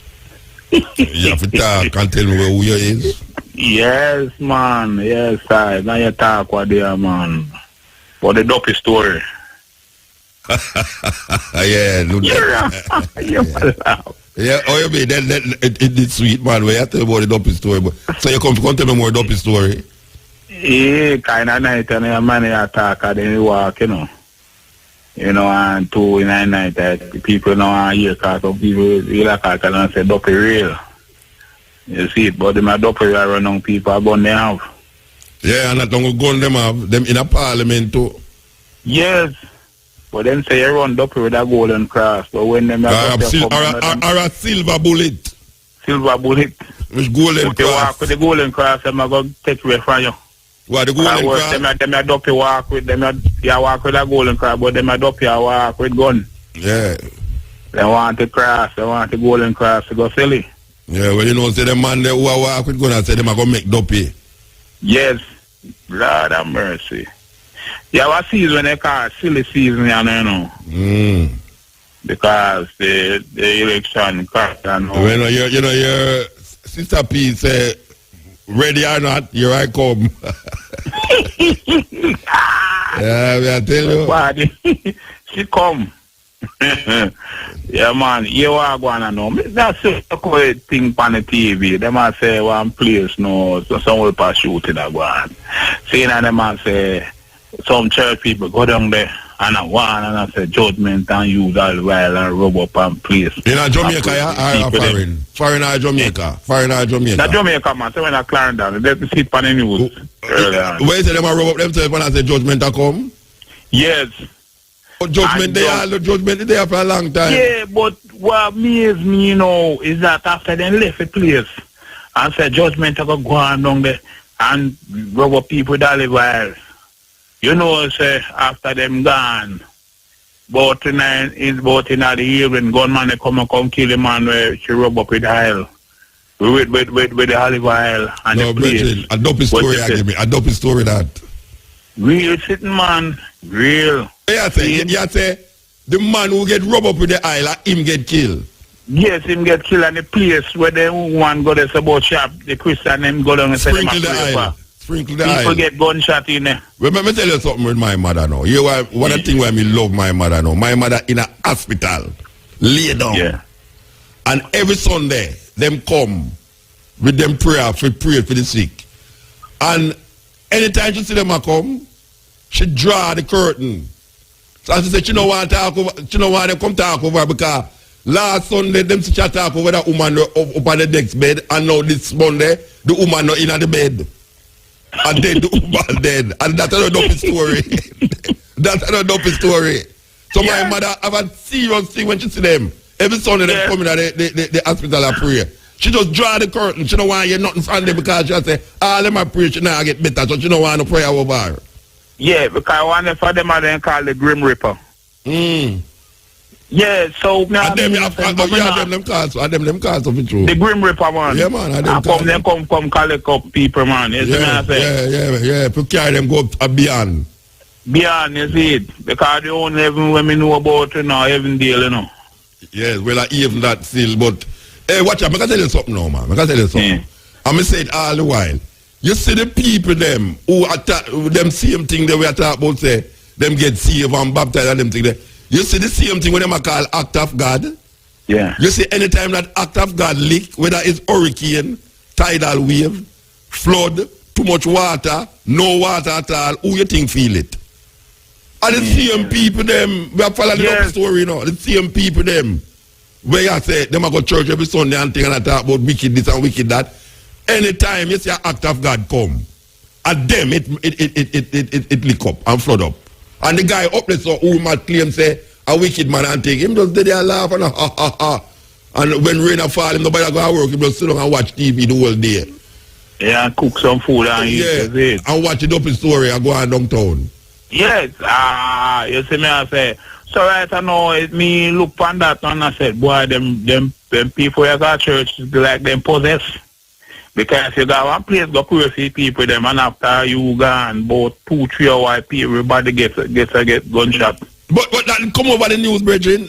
Say the people them go pray. Tell them, man. No, me not disbelieve you, but which one of the news them? Because I never go find out. They come on TVG man and the 5 people them in the country. They went to play domino or something like that.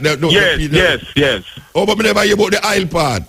No, them say them go pray for people them. And use olive oil and rub up the place. Olive oil, you know. Olive oil, me use it every day. I'm supposed to save then because every day I use olive oil. I'm supposed to save. No, man, you go to maybe me not save because me drink it, me not rub it for me. No, man, you can't drink olive oil, man. You can't use garlic, man. No, me know, but maybe me need some island stay here so island watch the bullet come. And don't lick me. And that's a dopey story. Yeah, for real, you know. Yeah, straight, man. You know. Yeah, man. Because right now, to me, say come like you, the man where them are called the Woga, man. They come like them at work better than even church. Of course. Because right the church, them come out and I say, boy, they want to go, man, and put a stop it to them because they make too much money. Yeah. Because what I know, you have a church, I know, saying, and you have got so boom. Getting some money from the people them, you see me I say? And then them a show off when I pay silver them a show, you see me? So what then let me a pass like the man to go cost bad like man say, how are this on the train? The man say, yo, you my man. I sell the church I know man because I don't take things don't take God things to joke. A joke don't take God things up. Them a put silver in the plate.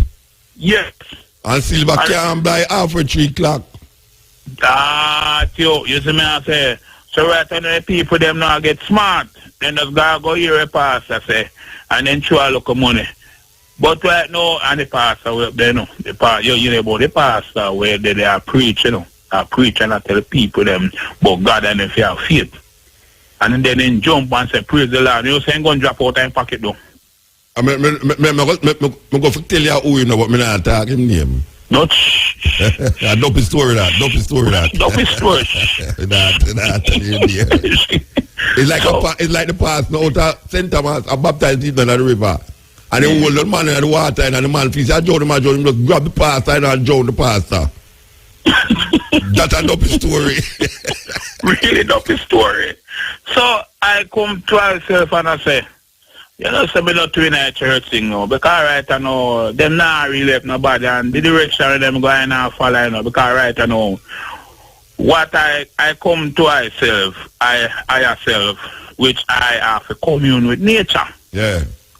Just as the tree, yeah, the stone, yeah, the man. bird, Me have a little lizard when me talk to at the time. I mean, yeah, yeah, man. Last time I do story, me have a little lizard when me talk to. Him come from my computer, and I'm at that me see him have sex, you know. And Jim see me and look, watch him and laugh. Bridget, come here. Watch him laugh. You think I do story? All right. Me have a Bridget in the studio with me, right? Me will show you something, you see. And tell him where you sip on this. Tell him where you sip on this, right? Come here, tell him, me have a little lizard when me talk to every day. Alright. And him a laugh. Come tell him, the two lizards them have sex. Alright. Me gonna show you something, Bridget. And tell him exactly where you sip on this phone here. Me can see if I can find it. You still a laugh? You think a dopey story me a talk? Watch out the ball still a laugh, you know. Alright. Wait there. Alright, I'm Bridget there beside me, you see? Yeah. Alright, Bridget, where that you see? Yeah, and two lizards have sex. Alright, I come to you. Alright, move on now. You watch your laugh. Yeah, so when one know you start to Wait no, Bridget. Because you don't talk to snake attack to woman. Alright. Nobody now gonna believe me, you know. That's why me take the picture. Alright. Me go move on with this picture here now. Me go down. Where you say? Where that you saw? Lizard on the laptop.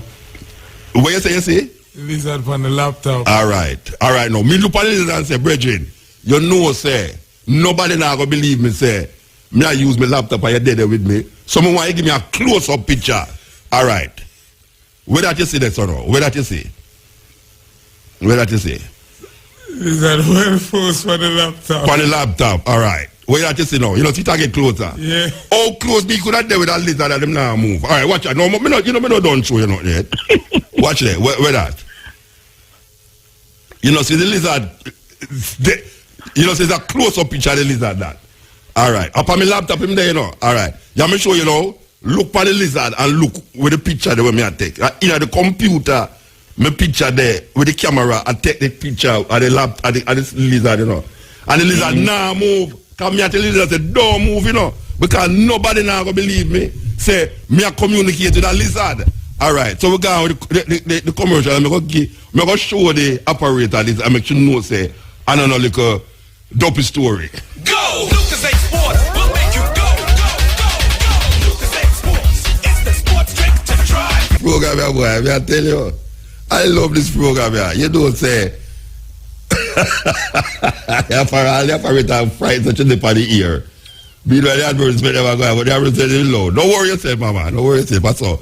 I continue to name in the middle of the night. They call it watershed. But the Bridget, him gone, him not gone. Bridget, yeah, Bridget, me show the operator the thing. Yes. I'm not sure how close me is to the lizard. I mean, no, say, if me never communicate with the lizard is a jump and gone. I mean, take up if you look at your finger, me as close as the edge of your finger to where your other finger, to your finger start. That's how close me is to the lizard. I talk to the lizard and I take him picture. And me sound like a madman, don't it?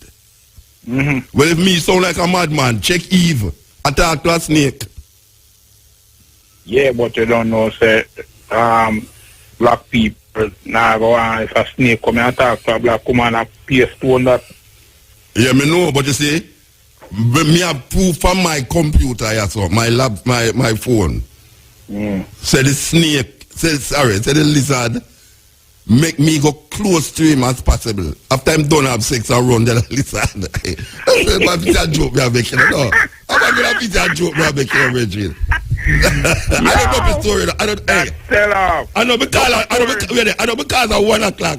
Why Dopia ride me, you know? And nobody don't rub me up with the olive oil in a virgin. Because I have the operator and I have my virgin and so I show them in on my phone. The whole drama, the thing. Yeah. You know see it, so because near China, when they come in with near China, because right I know the animal, the insect, the bird, the stone, because I have a tree where I talk to, you know. I gotta tell you one local spot where I go at some time people carry one of my birds up better too. You know in a walk yard, so you know in a local forest section there so. Right here where you used to shop man, your restaurant. Yeah. I in the side go, you know. Most time I just go right in the bush and just steal the stuff for all half a day, you see me? I communicate, you see me? Because me dead and no and I go so boom and I will and look. See a look mangoes come, look. So me have a look bird and so without throw a demon thing, you understand me? So when I in this, you know, when I start coming with nature this and trust me, when I left out that side and feel light in myself, because I know you none I lock up the phone, everything, we just feel light because I communicate with nature. So right now, one I want to know, say them have to get back to the nature of life. Yes. I know make nobody tell you no dopey story. I know make nobody tell you no dopey story. Not at all, no dopey story around here. Reality we work with that now. Strictly reality, because you know, that is why a man we have a dog around him, you know. And if they come like say the dog is so close to him, you know, say, and the dog dead, I know say after the dog dead, the man dead after. Yeah. Well, yeah, of course, I true that talk, man. Yeah, because right now, yeah, well, look at things that go on at night time, you know. You come like say, a man say, I go decide, no, where to do, whether have to keep the dog or the wife. So him start draw some scenario. Wait there, if I figure out him head, if him to keep the dog or wife. Yes, so I say, you know, say I'm going to deal with this thing and you know. You know say that a dopey story though. Yes. You might say, I have to find out where I go on because somebody got to go. The dog got to go and I say. It's either the dog or the wife, but one of them have to go. The dog, she asleep and the dog say, me. So him say, oh. Because when I reach the gate at night time, what I see? I dog come forward and come stand up outside until I come inside and my wife is sitting down. Tell say, wife, you know, so you have to go do. You say, why? The dog, you me come meet at the gate, brethren. And still that you're going and your wife in there asleep. They might say, oh, you know, but you have to go, you know. You have to go, man. Now keep it dark. I dog right now. Come meet her and I. A dopey story. One boss, what I said. Wait there for me. That's a dopey story. Are you sure your dad look like dopey story, don't? I know dopey story. Talk the truth. Most of talk the truth. So we say, the man get to thy wife. The man get to thy wife. Come turn up and glad to see him. The man get to thy wife, right? For me, yo. So when do him get to that wife then? Get with that wife, man. Get with that wife, man. The wife is asleep to blur and out. Maybe my wife will rub him up. Yeah, go in the car. Nobody can pass. Maybe my wife will rub him up with some olive oil, man. Him need some olive oil. Man, I'll hold him, I'll keep him. I'll keep the dog. I'll keep the dog. Anyway, we have to move, Bridget. Yeah, bless up yourself. Yeah, man. That was funny. You don't believe in me. But some things are going on, you know, the first time I really recognize the man them I use olive oil, you know, is the time when the youth, when they jump up and them say, a spirit get over the youth, and the man going at the people them yard. And I walk around the people them yard and I sprinkle olive oil around the yard. I'm never asked a person, so when this olive oil, he started to explain to me about olive oil. I'm here to say, Bridget, the amount of crime in a Jamaica, why don't get some big jump on an olive oil? Put it in a boat and just spray it right round Jamaica coast and get you to the criminality we are going. I don't understand these people. Because me know say olive oil work them kind of magic there, you know. I mean, really. Go down a Montego Bay. Until they get the police, them go down there. Go down a Montego Bay. Go up a flanker. Lock a flanker.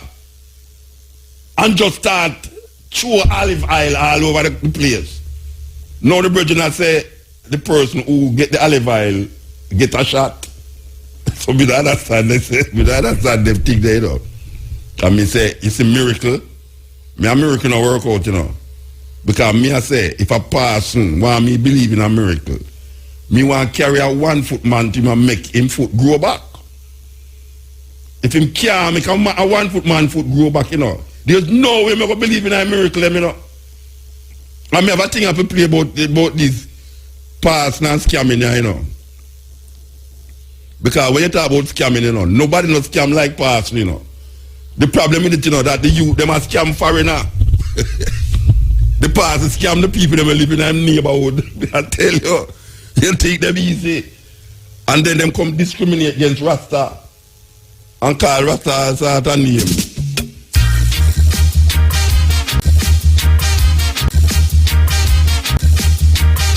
Freaky people. Nobody come look no work. And a job so with them kind of year there, you know. Get rid of it. Them know why you pick nigga at school. You pick up, you cut off your locks. You know how much Rasta cut off them picnic locks because they want to pick nigga at school. You know how much Rasta want to go to America and cut off the locks. Because they tell them, say, if you go for the embassy, boy, them wicked, you know. Jamaican people, I tell Jamaican people, say, if them go for the embassy and have on them locks, them now go get no visa, you know. You know much how we get visa with locks on. Apparently them people they don't care a hell about if you have a locks on not. All them care about is if you can have something for answer the question them what them I tell you about. But Jamaican people they scared that it bad. Now we say, as the sister say, it's like a fashion statement. You know, you flash your locks here, you flash your locks there, you flash your locks almost anywhere. It's a flash thing a go on. You go and flood out some of them though. Watch. Flood, go and take it. Listen to this. Can show you black people confused.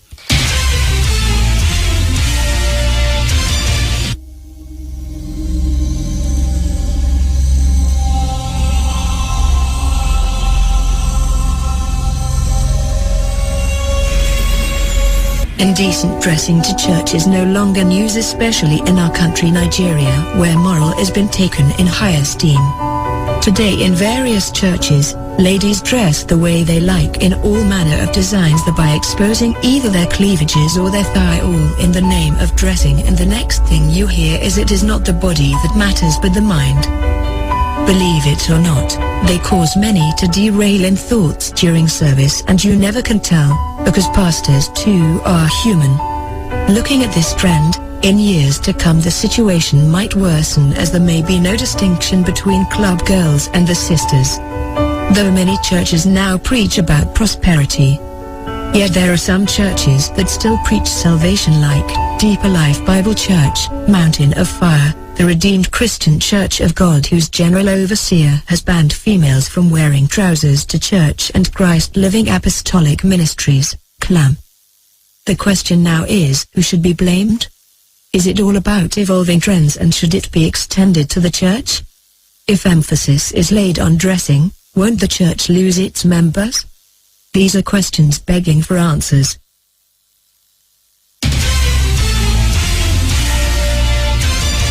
Yeah, that was a report. That was a report out of Nigeria. And then you can see why you have fundamentalism rise up. Because you have, after you have fight for something, and then you see a next culture seep into your culture, and I almost take it over. Some people get fundamentalists, like the Boko Haram man them. I don't know if people know, but Boko Haram actually mean Western education is a sin. That is what Boko Haram mean, you know. And when, after you see your children grow up in a way that is unbecoming of the dignity and the spirituality that they are defined as. And you see this culture come in and seep into them thinking and them mind, and you can't do nothing about it. It leads to some serious calculation and thinking. And even a Rasta, if you look at the data them how them address now, you have to but wait. I mean, you have some data here right now around these tights. when tights used to wear under your dress, you know. Because sometimes you know you have well, not me, but you have a thin dress and the sun will go through it, so you put on a tights underneath it. Nowadays, the tights become the clothes itself. The worst thing I can look on is a daughter who have her locks or come down on her back, and she have one of them tights with the printer in the front. Because all you have to is the printer. It's the printing. It print out. And you say, wow. And if you go talk to them, you hear them say, it's not your clothes. Wow. Them say it's not clothes. And them really believe it and mean it too. Them don't realize it's capture, them get capture. Rasta is not just a spirit thing. Rasta is a cultural thing. And the strongest part of Rasta is the culture. Not just the singing. Not just the singing part, you know. Because Rasta never come on here and sing reggae. Rasta wasn't here singing reggae. And Rasta developed a certain cultural manifestation and perspective that set them apart from the Christian world. Because the Christians have no culture. They have a belief system. When you look at Islam, Islam have a culture that define them. Rasta come with a culture that define Rasta. Now Rasta get caught in the same culture that them are fighting. Like when you get the talk about jacket and tie. And they see that them in the printer, the tights. I mean, how the hell Rasta woman, because first I hear that say, boy, the Rasta man this and the Rasta man that. And you look for the Rasta woman, them hold up the strength and the thing. But you have Rasta daughter walk up and down in these print tights. And when you talk to them, I say, it's not the clothes where you wear, you know. It's your heart. And you see a man's face, you don't see my heart, you know. So what I'm saying when a man has bleach, the same daughter will look for you and say, no for bleaching, and you say, but I know bleaching has nothing to do with them, I think.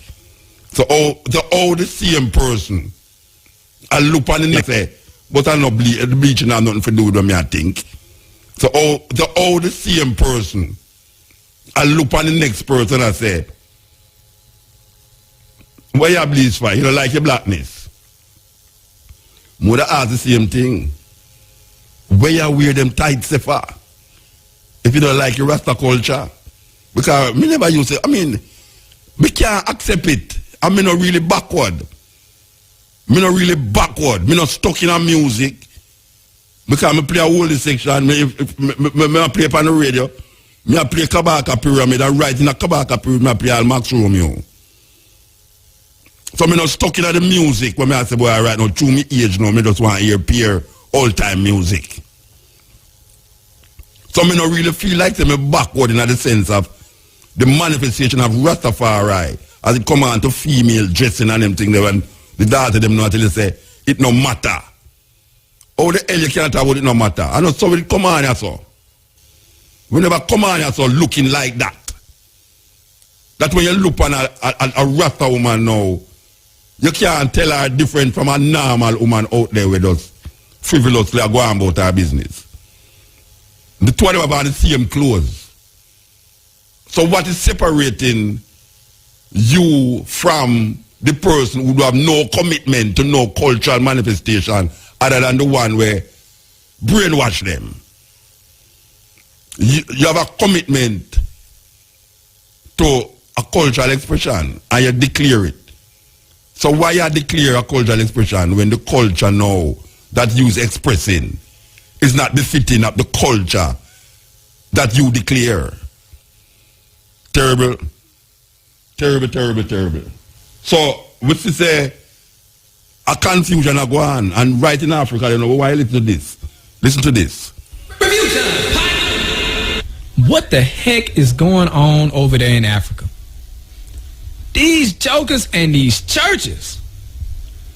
Let me just give you a little heads up. What already didn't happen. You got people over there just eating grass because the pastor tell them, got to go out there and eat grass. This is the works of the Lord. And look at the pastor. Walking all over the congregation. What the heck? The man got this shirt from The Rock. You can't see the video, but I'll tell you where go on. The man have the congregation lay down upon the ground, and the person walk upon the people them. Like a river of people, and them walk upon them. Ain't it?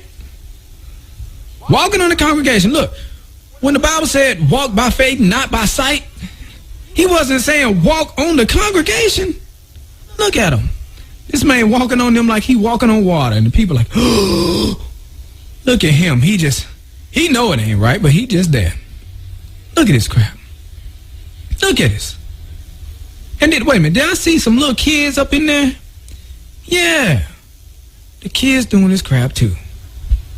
Well, now we got this. Oh, y'all ain't even ready for this. What, a bunch of ladies? No. Pastor orders female congregants to come to church with not Man, what? See, what the heck is going on with these articles? People can't spell no more either. Come to church with not underwear. All right, let me just read the article. There are reports of a Kenyan pastor who has ordered all female congregants to go to the church free. That is without bras and panties for Christ to enter their lives. You know, I didn't even feel right saying that.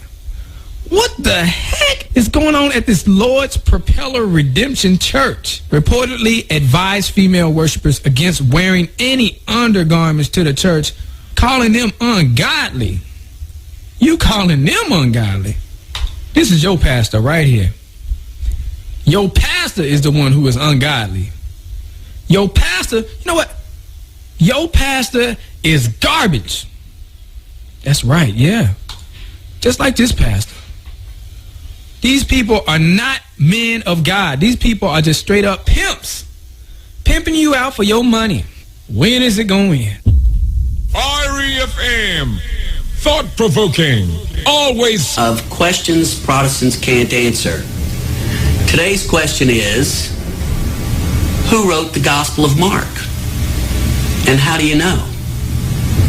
I'm John Martinoni, president and founder of the Bible Christian Society. And today's question is focused on the idea of sola scriptura, which is Latin for the Bible alone, or the Bible only, which is one of the fundamental pillars of most of Protestantism, that we can know all we need to know about our Christian faith and about Christian morals by simply picking up the Bible and reading. So this question, who wrote the book of Mark, is a very important question, because what it does is, if all I need to know about Christianity I get from the Bible, if the Bible is my sole authority in matters of faith and morals, which it is for most Protestants, how can they answer that question? Because nowhere in the Bible does it tell us who wrote the book of Mark. This thing right here at the beginning of the Gospel of Mark in Scripture that says the Gospel according to Mark, that's not inspired Scripture. That's put in there by the publisher of the Bible. We don't have any originals from Mark that say, I, Mark, wrote this Gospel, or that say the Gospel according to Mark. So again, if you go by the Bible alone, how do you know that Mark wrote Mark? That somebody named Mark even wrote Mark? And how do you know that that Mark was inspired? Where in the Bible does it tell you who wrote the Gospel of Mark, so that you may trust that it is inspired Scripture? Because if you don't know who wrote it, how can you know it's inspired Scripture? This is very, very important. So as Catholics, we need to ask everyone who believes in the Bible alone as their sole rule of faith, who wrote Mark? And if they say Mark, the secretary of Peter and companion of Paul, the next question is, how do you know? Because I read Mark and there's nothing here that says, I, Mark, companion of Peter and Paul, wrote this gospel. Nothing in Luke that tells me, nothing in Paul's letters that tells me who wrote the Gospel of Mark. So what authority are you relying on? It's not the Scriptures to know who wrote Mark. So again, the question is, who wrote the Gospel of Mark, and how do you know? Yeah, serious question. No, I want to put a question to the one that I have been asking for maybe 15 years or more. Yeah, it's about 15 years I ask this question and I can't get a good answer. Because every pastor when attack me when I ask the question, I say, all right, don't attack me, answer the question. And then find out that foolishness to tell you, but here one now. There is a chapter, which is the main chapter we are talking about now. Second, and you can write it down to you and go check it. Here's me ask a question now. 2 Kings, I think it's chapter 37. 2 Kings chapter, I think it's chapter 37. And Isaiah 19. Now Isaiah is the major prophet in the Bible. The major Jewish prophet according to the Torah. And 2 Kings, between the writing of the 2 Kings and Isaiah, is about 100 years. About 100 years. You can go check it, you know. It's about 100 years between 2 Kings, the book of 2 Kings. I have 1 Kings, 2 Kings, chapter 37, and Isaiah 19. No, my question is not Isaiah right 2 Kings? Isaiah was written 100 years in between. The writing of Isaiah and the writing of Kings is about 100 years. Now, can somebody explain to me, how is it that Isaiah 19 and I don't want to say the wrong thing, you know, and 2 Kings 37, the whole chapter, read identical, word for word, full stop, comma, everything. Two different people are right, 100 years apart. Yet still, in a Kings, you know, I think them say Jeremiah right Kings, you know. I think so. I think them say Jeremiah, all right. In a Kings, 2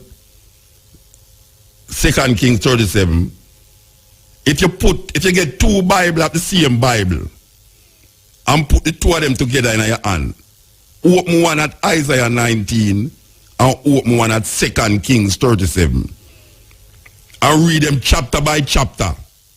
Sorry, verse by verse. Read the two chapter them verse by verse and see if you don't see the identical wording for the two chapter them. No. Can somebody tell me how is that possible?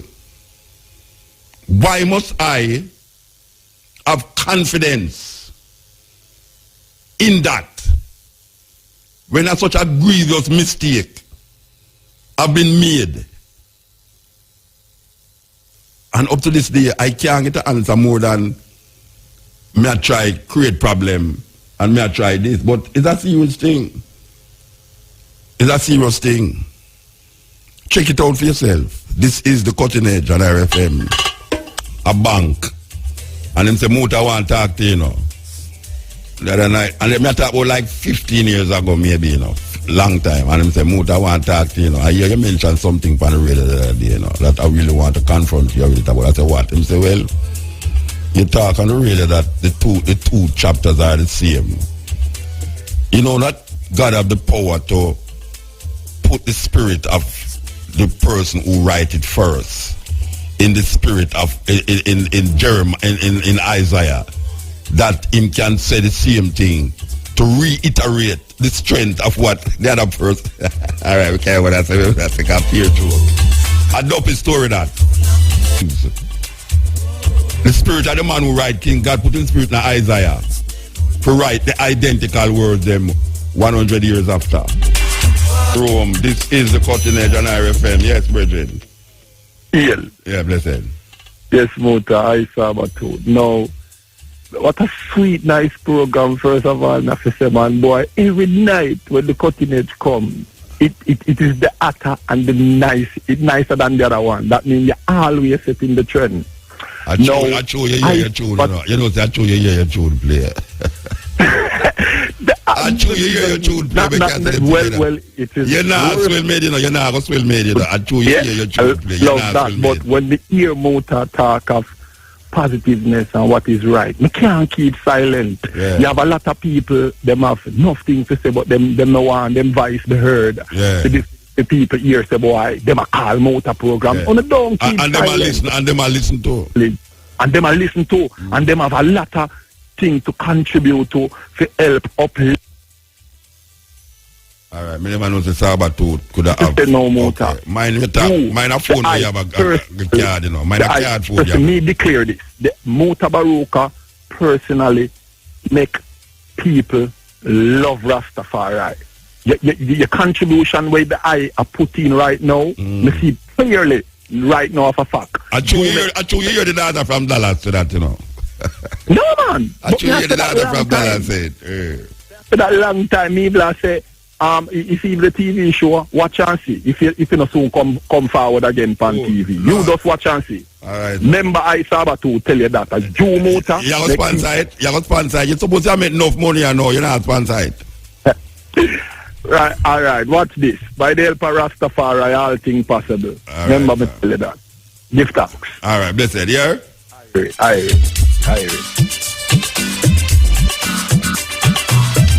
You know. Yes. Me hungry, man. Me I tell you. Marketplace, Reddings Road, eh? The other side of Constant Spring Road. We call it Raw Food, R-A, Sun Raw Food. Believe you me. Yeah, man, and we going back on track, you know. Give thanks. We going back on track. About 2 years, me left it out, and me have to admit, say, I love test things, but I love test myself and prove to myself that the thing is that or the thing is not that. And so, me 2 years done you know, so I'm going back on track. So I'm hungry again. The raw, R-A, raw food, Rastafari, yes, living room, yes. Yes. Okay, you're gone. Yeah, man, cutting, DJ Kev, Alabama. How you do, man? So yes, man, I have step on the roll about the real reason have we, you know? You know, so why you do something for me? Why you do something for me, you know? After 12 miles. What? Okay. Watch, most of me why you do something for me, but me can't talk about it on the radio. So me call you after here then. Yeah, call me after here, but don't call me at the night, you do, you know? I will tell you about no, man, we don't see so. If you call me when me come off of the radio, I'm going to tell you a bad word. I'm coming out, so nothing wrong with bad word. Even them time I go sleep too. Even them time I go look at sleep too. And don't call me 7 o'clock or 8 o'clock in the morning either, because you're going to get words of bad word. Yeah, them colorful Jamaican words there. Yes. I love them. Hey. I love them. You see the Bible verse I talk about though, you know, I come across it though 2 times. It's nice. 2 Kings 37. Yeah, man, I see it. And Isaiah 19. Isaiah 19. Yeah, if you follow the chapter them before after, it's like somehow the story kind of interlap. Like, I don't know if them never know, so them never put in it already or them figure. I'm mistaken at the word of God, man. I'm mistaken at the word of God book. Mistake. Yeah, because I tell you about a true man right here. Like me, yeah, but God give them the inspiration so them can't make mistake. That's but yeah, that people that say they must you can't question them things. But how them thing they work out. Well, me question it because me have intelligence and me I read it and me see it. Me read the Bible from Genesis 1. But the church racist, brother, and somebody has said, why you have to say that? The more I explain the more I explain it, why you say the church racist. You want me to explain why the church racist? Because first of all, the man with them called Jesus, every picture where you see is always in the image of a European. That is the first racism. When we know, say, even if you look at the geographical location of the area where these things supposed to have taken place, Africa. No European never did there. And when I say no European never did there, apart from the Greeks and the Romans, them who did control the place, but the man who them talk about was not a European. The man with them I talk about, you know. So what me I say now is that is the first sign of racism. Where you put the savior of humanity in the image of the people them who oppress the people them more than everybody else. Secondly, slavery was built off the idea that the church never see nothing wrong with it. Because them never see we as human beings. Them never see black people as human beings. Yeah, that's the church property are like an animal, really. The church sanctioned slavery. And in the Bible, it tells you, say, you must be obedient to your master. That time we get whipped and we get lashed and obedient to your run master. And we are cry and we are done. All the wicked things happen to it.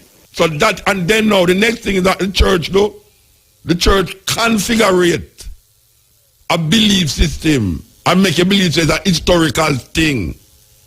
And then put themselves in the historical thing. And then you can't see no other group of people in that historical thinking. That is the heights of slavery. That is the heights of racism. That you declare a historical fact. And the historical fact have nobody in there of importance other than the people them who is creating that historical fact. There's no Chinese in it. There's no Indian in it. And the little African them were in it is slave. So if that's no racism, I don't know what else is.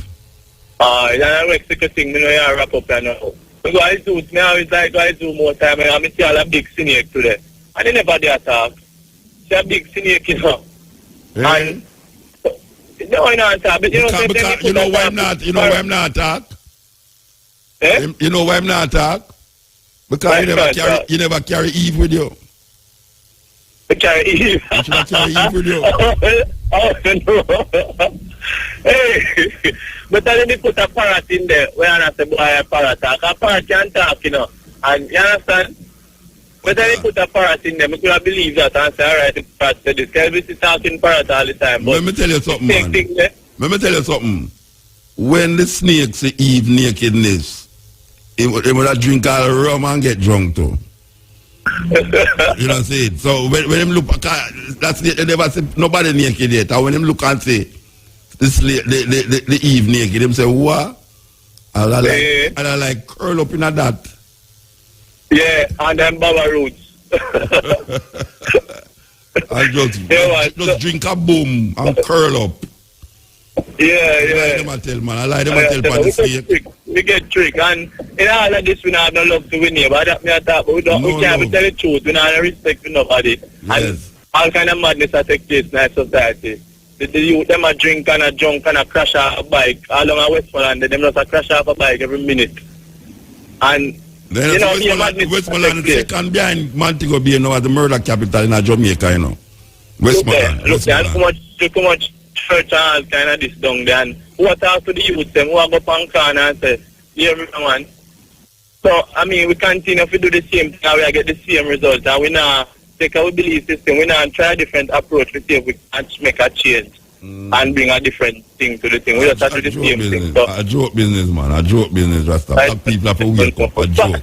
Well, we're so passionate with people in Jamaica that we have to go and look out the sound, you know? Yeah, man. We have to move, though. We have to move. Yeah, further down we get a shout, see? Yeah, man. You know, the bright day. Bright day, see? Yeah. Bright day, all right. Jojo Bennett, Rome. This is Cutting Edge on RFM. We'll be with you again from 2 to 5:45 with the Stepping Razor, the art of war. Second Kings 37. Verse 37, no chapter. No, the chapter, the whole chapter. But I check it out all the time, I go to 25. What's that? Me 37, man. You go 25 and stop. Oh, yeah? That means I get the wrong chapter then. Yeah, me see it, you go to 25 and stop. All right, let me look in our Bible and figure it out. Yeah? Isaiah 19. Yeah, all right, let me look in our way I go on. So. All right, yeah. don't like the wrong information. I turn it wrong side. I turn it wrong side, Virgin. It's 2 Kings chapter 19 and Isaiah chapter 37. Not the other. What I said was 2 Kings 37 and chapter 19, but it is the other way around. It's 2 Kings chapter 19 and Isaiah chapter 37. Yes, I'm glad that the Virgin called me before the program done, because I know people go around, go look at it and say, hey, Muta, don't know what I'm saying, you know. The correction is that I turn around and say 2 Kings chapter 37 and Isaiah 19, which is really 2 Kings chapter 19 and Isaiah 37. Read the two chapter them, put them together, same Bible, and say if you don't see them read identical. And according to the history where I know, and this is not, and I make no mistake with it, the person who write Kings, according to them, the person who write Kings and the person who write Isaiah is not the same person, according to what them I say. Because the events in a Kings show a situation that is years before it was, when it was written, when Kings was written and when Isaiah was written, is years apart. The writing take place years apart. So check it out. 2 Kings 19, Isaiah 37. A homework me give you. Homework. Cartel thing there. Which cartel thing? I tell you about, I call and talk to you about the theater them one thing over here. But the what? Yeah, the theater them. Yeah, we talked about the theater them last week. Yeah, I mean talk something about cartel. Where they say about cartel? Oh, them play in song them up Irie. Yeah, yeah. Yeah, so tonight. So you never call them. No, I never call them. I'm talking to you. Let them listen to you, them hear what I'm saying. Them hear what you say now. Yeah, man, I know them here, man. Yeah, you know to them here. Because me talk to you right away. And then me hear you make a comment to them to the rhythm track, them come out. Oh yeah. No, but I not she me talk to still. After the next day me talk about. Oh, okay. No, next day she just give me a interpretation of why she thinks that someone play. Right. But at the next day, I talk to them. The next day, I couldn't really listen because I have a rehearsal. No, I never talk about it on the radio. I talk to the people who is concerned, you know. About it, you know? No, get me wrong, still about Carter really is a good that artist, you know. Him really lyrical, you know, but it just that needs a little bit this gun over the whole Marcus Garvey weekend there. Fear the man just a juggle cartel. I mean, you know, pertain to Marcus, you know. Which part you hear them a juggle cartel? After the whole Friday evening, man, after Thursday and Friday evening, I don't know what the man. Where, Irie? Yeah, man, when sunshine come on and when... You mean the Monday, when you talk about? The weekend leading up to Marcus Garvey, Sunday, the celebration at Marcus Garvey on Sunday. So you did hear it on Monday too? No, not the Monday. The weekend, the Thursday and the Friday leading up to that celebration. Yeah. Yeah, we can expect something more... of substance? Yes. Okay. Yes, you know? Well, yeah. I can't answer that. I can't answer that because I don't know how the programming go on RFM. Yeah. I know my program, and I there 2 times a week for 4 hours yeah, this is your program from way back then in the motor. Yeah. From launch, you know. Yeah, and my program is not fit for your player. No. Can't peer up a story here for no, you see your program now. All right, listen. Now, I play my bass now, my guitar. But me decided when it comes to Tuesday, Wednesday night, I'm not going away. Okay. Unfortunately, last week, unfortunately, me have a rehearsal Thursday night, you know. So... Well, you know, say, you have a little daughter from, you know, why me know, say, me can't stop. Yeah. You have a little daughter who called me from Colorado, about 3 times on the program, and one night she called me, and I have to play back what she say. Yeah. The next day upon the radio. Yeah. And now another little daughter called me so now from Dallas. And them call why me know say. No man. Me not everything about the call me when I tell me about boy Muta if you run for election and Muta if you do this and Muta this and that. No. Me a little them little daughter there. Me a little them little daughter there and I say, You see that little daughter will call me tonight? Yeah, me here. Explain. And them call them, make me know, say. But what I think, the other host, she African? Which the English girl? No, man, me talk about one daughter will call me from Colorado. Yeah. Long time. She called me. Okay. And she talk to me. And then now this daughter, you know, where I talk about, she come from Dallas. She live in Dallas. And me and she have a conversation a while ago. And them little call them, make me know, say, the program is not in vain. No, man, your program, something, man. Me there on vacation, me go over South Carolina just now. We have a program, I think, from my cell phone. Them call free links. When we find out that it work, when we can pick up your program. Because you know, man.